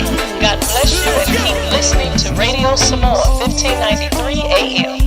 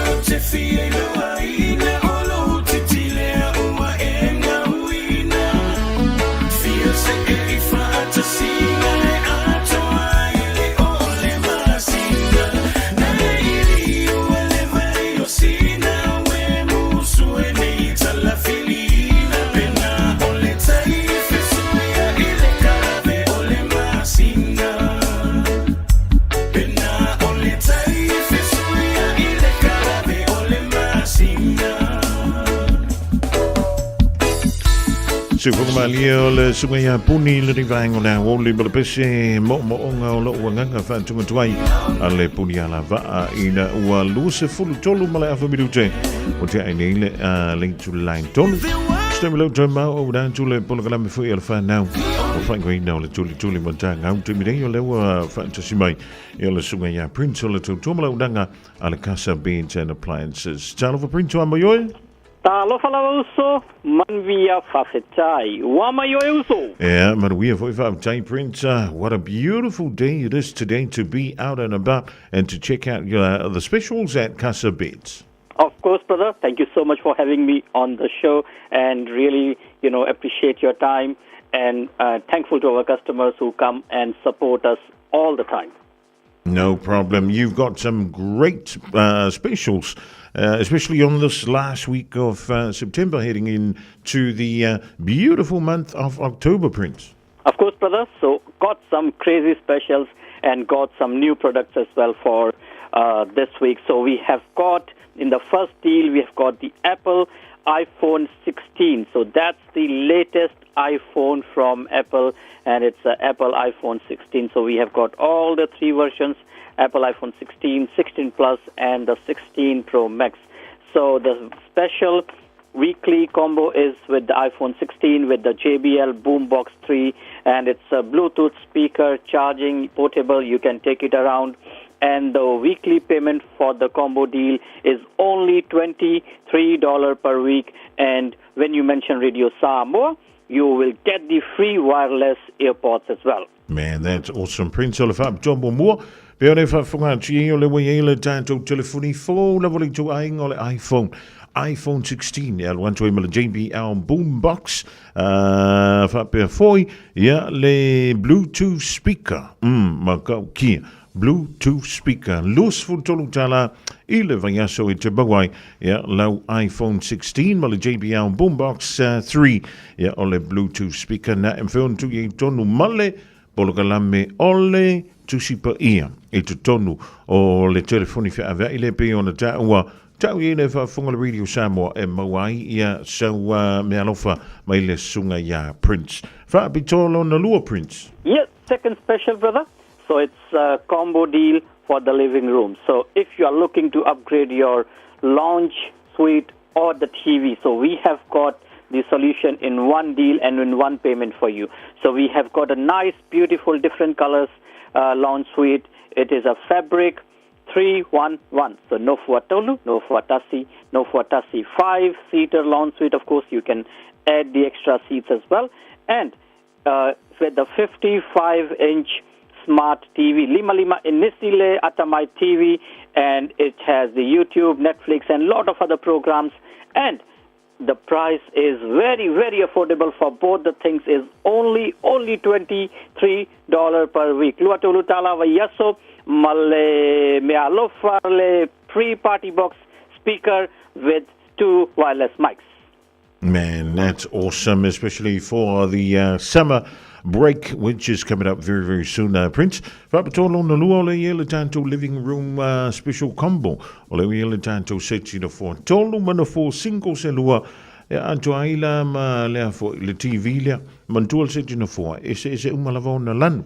E yela ma le TV lima inisi lona lautele e feona ola ile YouTube, Netflix e ma le te Luisi Polkalame e feona e mai moa mai e le tautua lava le rei ale Radio Samoa na o le lus futolu tala i le veaso e te maua umai seti no foa ma lau TV fo ma fai ona maua fuatu ia lau party box speaker ma tanto mics na e lua pe a fai e te tau ia Prince pe te whaelo iei o lena e whaafonga i whaapatoa i le so i le tautua ale Radio Samoa. Whaapatolon tolu Prince? Third special, it's a Samsung whiteware deal we are having this week.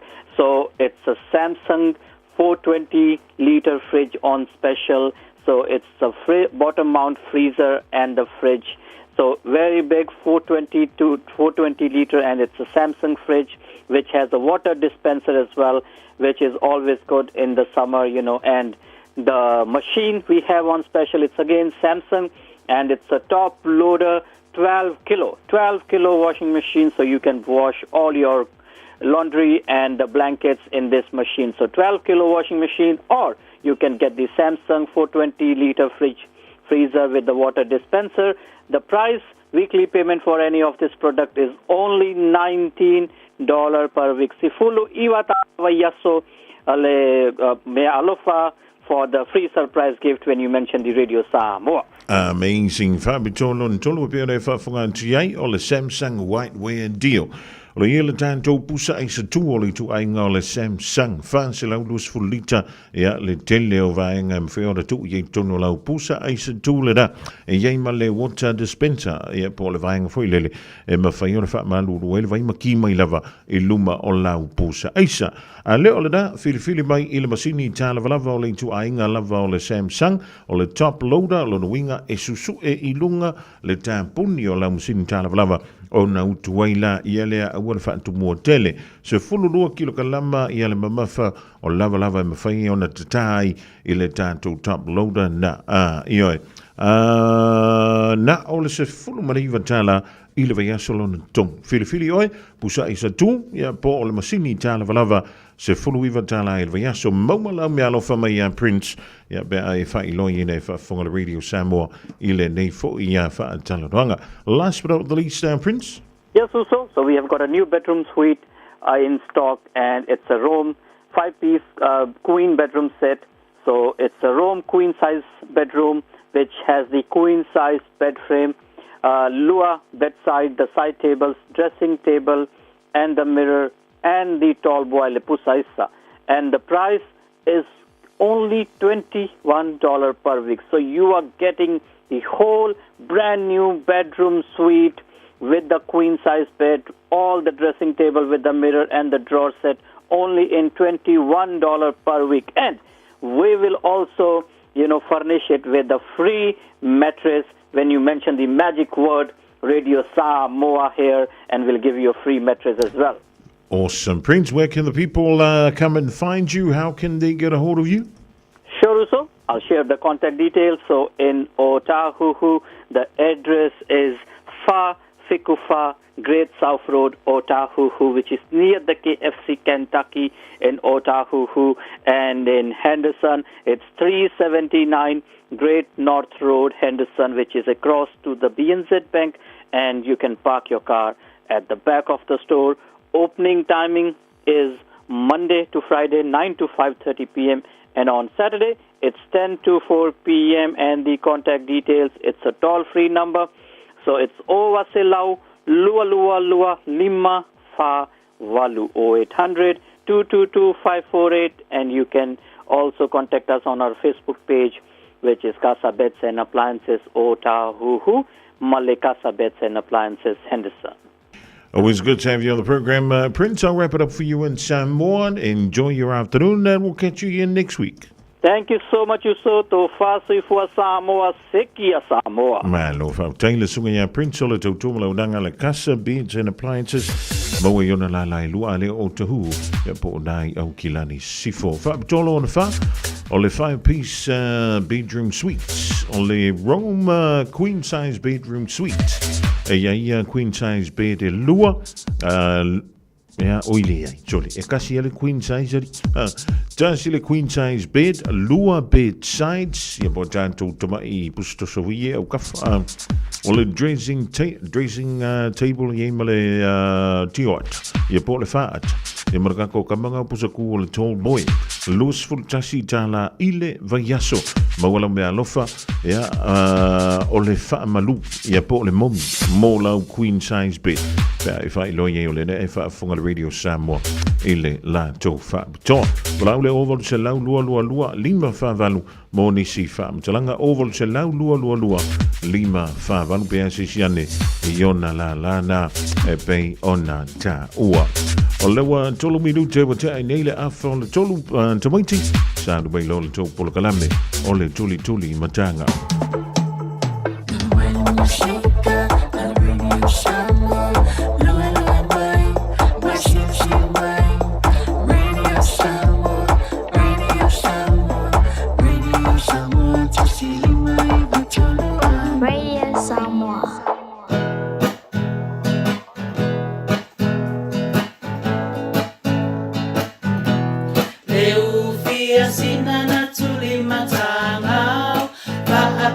Lava ita ole fa now.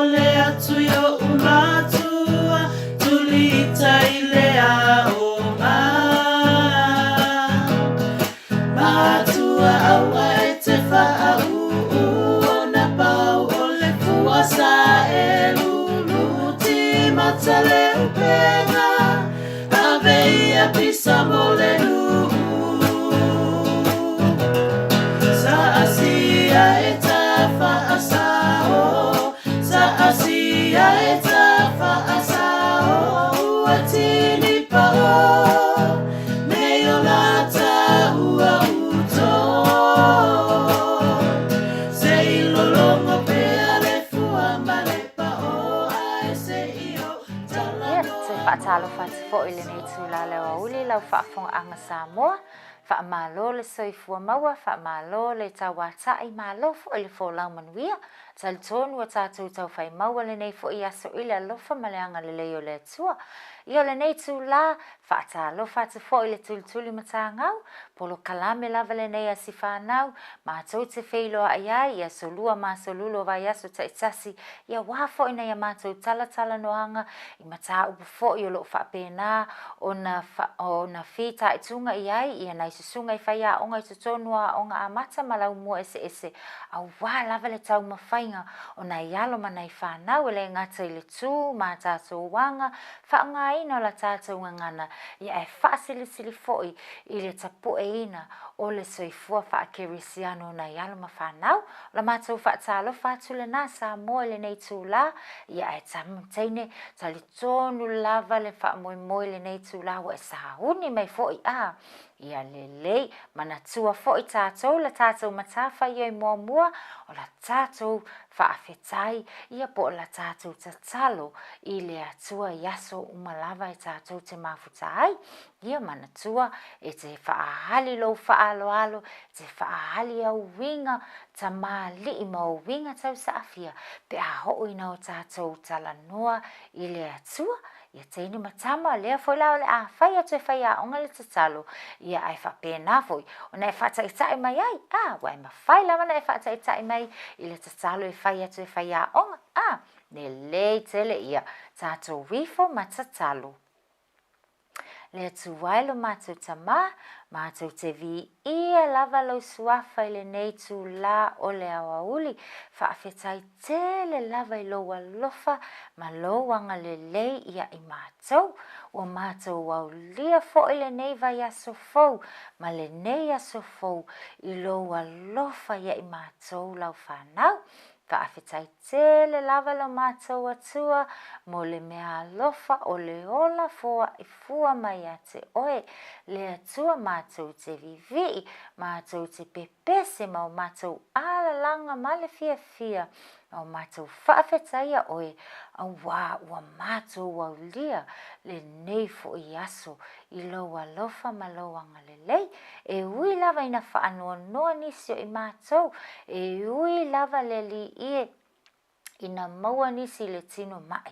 Ai mātou te whaafetai, wā mātou te tali tonu, o lo o soifua lava oe Jesu Keriso, o oe e te sila fia i mātou uma whaamawhana whana leli ie i tamaiti uma lava o lo o maua i ni whaanoa noanga le nei aso whaamole mole pa i atu au a ao whaamawhana whana ma e ofo tai i lātou. Whapena fo i tamaiti uma lava o maua i tino mai ne atua o oe lava o le whaamalo mai, o oe foi o le fo mai sili. Mātou te tatalo, ia e whaamalo ia i lātou uma, lo mātou atua, whaapena nei mātua, o nei tina matama mātutua, se ia o lava i pepe mea, le atua lo mātou tama. Whaamalo ia i lātou uma, mātou tatalo whaamanuia la mātou polo kalame, o a lava ni tala noanga, o ni pese nga e mātou te whaia, i o mātou whaia, ma le mauti noa, e maua ai le vi inga o lawa whio, ai le ngata le nā, i a maua se ai, a wana i alo manai whanau, whaamanuia lo atunu o tāpua ia whaiva o whaia onga e maise o nei whanau te tonua o onga. Whaamanuia le ala leo le leiti o Samoa, whaamanuia fo i le saasia, ai le ngate le nao le matanga luenga wa onga. Fo i atu le vi inga i ate oe, ona lo lava suafa Yesu wa mātou te talo atu ai. Amen.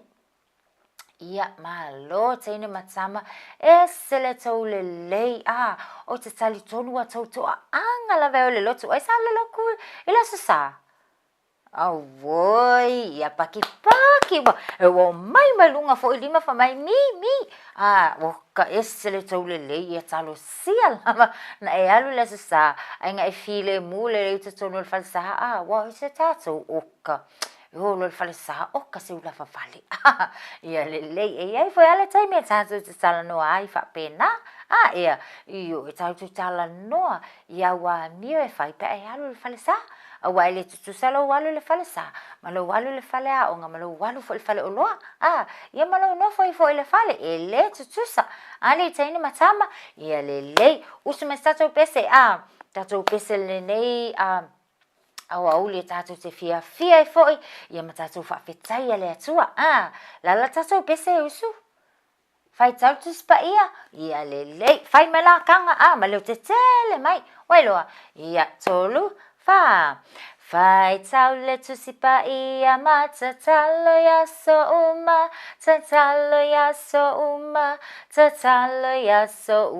fai tau le tusipa ia mata talo ya so ona etu putupu aile ona etu putupu aile ona etu putupu aile Fai tau le tusipa ia mata talo ya so ona etu putupu aile Ia le tele se ku fapalangi usu oi le skani alang o taimine ia usu fa Samoa ta so pese ia tali ton fa onga wale leila fa Samoa usu ina ta so pese ia le so fa lo falo ia te fa ia onga ia te oto malava o wo mapa anga le tuli mata ngau le fa to amo mai ta so fa salaunga le nei tu la ta lofa sio ua lofa ta lofa ia te oto malava taine matama ia malo le soifua o mai oto Manuia fa fetai mana tua awene ngalo tato tala noanga le na ia tala noanga fa alo ia tala no atu ia fa pena foi ona alo mai oe ia matala noa mai tato tu na manga le tama falta to por kalame fa mana tu atu fa ia tu la fa ia on talo fa tamaiti ia na fa pe mai foi le to talo fa lava fa ia onga Fesile tu fa ia onga mai auto ia lale tali kapaki mai esele le te tele mo melelo Angelina ma lo lava fai mai manuia fa fetai le tele auto tene matama ia ole ala ui tu te lo ala Wai lena fa ilonga lo naso fa nau mata mai la tatu fainga tatu fa manatu nga so fa nau mai le so sa Wai na fa ilo naso fa nau pe nau lia foi ma fa manatu lo naso fa nau le so sa wai lo mai le so nga fua le o mai le so lua le nei ai o ka se paki uma mai tal tonu fa nga le to tele yo tato ia ese ia fola seaso ia na palu fa pizzo atu le kako keke lunga le o tato por kalami ia ma fe ulla fa tasi mai otso ia se fata tsai fo na fa se kako keke le sia wa ul ali tsaini matama ia le hasola le nei ia le usu fa tasi tato pese e fa amanu via fa tasi so fa na lava le tele ia manuia to wasofana ia manuia to wasofana ia manuia to wasofana fa manuia le atua hip hip hooray hip hip hey ia feula keke le pati tu te loa fa afetai sili tatou fa whawhetai I le atua mo nei tau sanga I tele. Ea li teine matama a whai o oe, whawhetai le atua mo lo wola, whawhetai mo nā aso ma tau sanga, a whai o ta mamati nā oka se le lei o le atua, ma le alofo le atua ia I tātou, fōhai mai le ola ia fōhai fo le soifua, ma le malosi ati nā matama, a wata singo oe, ia le lei tele la, tamaiti, ia tātou la le mawhaina mai mua mai, ia wa mana nei anai tusi a whai a o ngai ina sama o mai, se whai tawho si tātou tusi, tātou talitali le nei aso, a wale vai aso le te aso, ia tātou whai tau ai, I le teine o sina, ia malana tuna, le ana mafua mai le tātou niu, le teine matama, ia le ngala, le lan tātou tala noa I lo iau ngā le niu, ia o le aso lale nei, ma fau whai aunga. Ia, se au mai nei tātou tama I tusi whai tau ia, se tātou whai tau e fo ele nei aso, li teine matama. Tau te lua, se le tāua, o le whai tau tusi a tātou, e au ngā, e wha matala I lo ma fau, e au ngā foi, e una ia oe, ina ia tatala atili, lo ma fau, ma ia wha matala, matana I loa wha matala ia ta mamtina, oi te loa e tina, kale maa nei il matu tusi na whai tau, e te tupu lama ma e matua wa e halu lea onga, teine matama matutua, e mulinga foi lalo le taavale fai a onga le masau o lau fai tau tusi li teine matama a mata tula le taimile nei e le a mata le telefonia tina I lo alu sa veo le telefonia tina ia e le a mata ina foi le TV le aso atoa pe le a onga teine matama e a mata mai I lo to angai fai tau tusi ia tilo le ata ia mai halu fai tina e te loa la oe o te langono le ata lea ia na tango le wha matala ali tene matama ia lea la se I tatou baba ai atula I tatou tusi ia e tolu la tusi au te loa ia o lea la pe au te loa la fai tau tatou tusi la iti e lua ia ai fai tau se isi aso le tatou tusi la poa ia le lei tele la tene matama ia ai la o tau tanga I mai tātou le mawhaina sila mai mai mua mai ia o lea la o lea tātou whai tau tātou tusi whai mai le ngol tusi o se e vai ma sai oka o ai o se e vai o ma sai teine matama le ai te loa oka ese e o watu isi o lea o ngā maula tu se e vai oka e mo mai mo li lalo se e vai oka ia va ai la e whawhetai atina o isi o atu se e vai mawhana manai ia e langa le ofi vai whai a onga ia se tato whai taula po ai lewa masai lo na se e vai ali teine matama whai mai o se e vai masai sai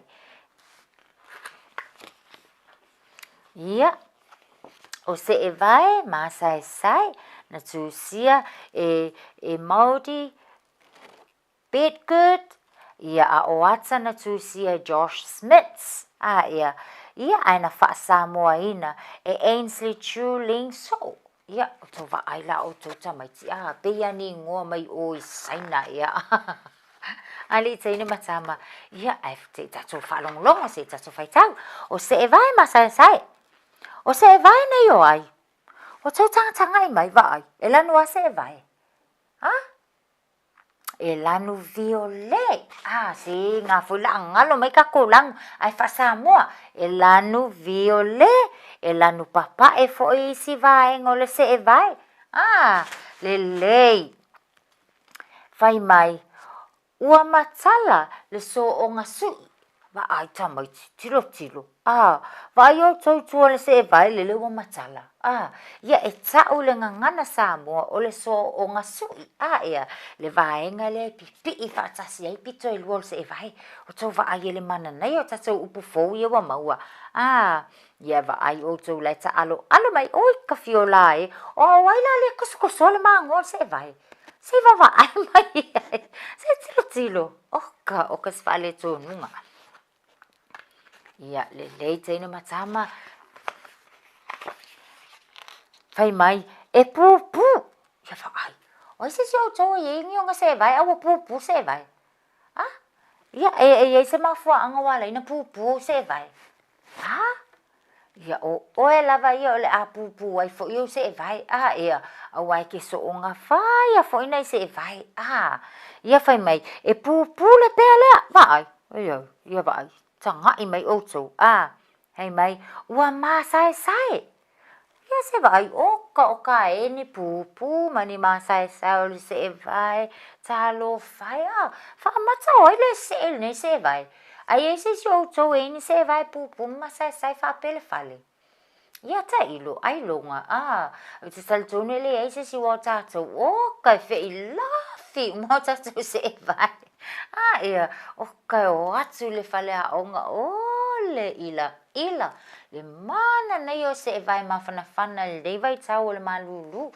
Ia awalane e ngalo na e whai atina whawhatai ia whai mai ua masai lava ngai se e vai ka lo whai mai ua le ai se muli se e vai o le is se vai oka matua wha le tonu lava se e vai ia talo whai ia vai va ai le ta allo mai el tama le to masi se vai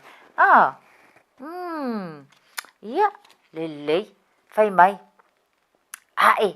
o se vai ma fana o se vai ngai oi ia tau tanga i mai la o to se vai o kala tau ma fai to masi se le se vai o le te le se vai va ai o to se tama i vai la vo to masi o lo no winga oi le onga se vai to masi ia le oi esse le ko poco ai se afai mai le ai le to masi onga se vai langa ya le va ai o kuska mai vai la vo to masi male se vai oka e se te le se vai ali teni matama le ke le esse le ko poco ia matela fa matela se vai oi se vai tina Kalo fai. Ai se ala pupu, ai se vai tina. Langa tele fe awa tina e fai. Oi sole ia mana ya sa o foi oi ia. Ia awa e ale si vai nga. Lala u tali. Fa mata o iona se vai masa sai ia. O tama. Ia se tato su e la po ai la le ongal se vai le tono tusi. Fai mai. O se e vai nei o ai. O se e vai nei o tama matua. Se vai o ko ia tama matua. Ia polale me o masa sai se vai o tama matua. O lona winga. Waleva ona tausi le pea se e vai le a tama matua. Ele tene matama. O to va ai la o to ye eselele. Wa o inga masa se vai o tama matua. Ala la ve se o tato oka. Na pala masusul se vai kiai. Fiti na to e fai mateu le se vai mto e avatu. Oi ai makwa musu mai ka ko se vai ia. Ai va ai o to ia tama matua. Ki nganga pupu se vai ala se e lava ia le tele ia. Lea lava ai talo fai ata mama tua ia talo siala ia e matua le leila wa onga ia maua tupe tele talo sia ia e alo fa atau se pese e vai ma fana mo ta mama tua ia potsina matua fo ia o le tatou tala noanga lale na o le nei fo ia wa uli ia ai se tu atu o fo statou uncle e ta mai statou pese ia matatou si vai le nei aso ia ai le taina lale pese e toi fa manata toi fa ia onga le vai temile nei ma losi le malulu ma losi timunga ma losi le matangi teine matama tau tuana ia e alofa to anga failo ofu ma fana io e failo se e vai a faiatu sina sawe failo to tingi ma failo se e vai awa lavange e alu la onga le faia so to tingi ma lo se e vai a ia le ngai mama ia tatou a mama i lo tatou ia wa fainga ta fo i le ngaluenga tina matama ali tena matama ai ia lofa fa fa ia tina fa lo pulo mafna fana lea ia fa ia wale le tina a ia fa tina fa mai male ia le au ia lo ua se tu lo male malulu fa mafna fana ia aua lava ne imumusu tatou a ia le ngole tau singa le na o tino tatou ile nei vai taimi fea ngai tatou male tau malulu ia le fai ungan na tatou pol kalame le nei fo iaso fa aftai tele lava ila fa fonga anga Samoa fa aftai yatu mo nei amato wo o nei tamama tua matina matutua lo tapua ia matou pol kalame i vai aso taitasi fa aftai tele lava ila o tau tapua inga fa aftai fo i molo matou avanoa le tio Samoa ia tatou toe feta pa i fo i saso mua ile alofa maleanga le leo le tua a le nei tula tofa ia soifua mai le tulituli matangau. Na alofa Samoa, wa ule nei o kasputi alu, a wale suia le ngila ura ule kio. A eva mai ina se fudu lima iwa kolu, a mo, Radio Samoa, bevela a. Tengen tu ile sa siamal vel tu ia na tasha vai lua mol pol kala mena le tulituli matangau le rifo ia solulu. Tuli tamai tila vai as fope antan tu wori le lofa malanga leo le tua. Ala ni vai ngole fiafiola wo toe family of miruto ntale o le July fa. O to longa tina male tu mo Samoa le dia solulu. Ya le so le tupu inisio o nanga ya fa ile o lo waso pele nei. Ongo sai o la mela ma fai. Singana wale tu tamani ile tan tu mafutanga ya matua tu ilo titi fitama. Tai ento le tuolo soi fo malaban tu wola ile aso antaiao to fita pa ilunga pe mga lole e polo kala me nga ngai fo faiva le fianga ya besta le anto severe ma Isaac Paunga le ola so twenpe mai antala i vai fanua mai au Italia mai si to in oi mai le faltua ya Miriam la toa pomari soi fo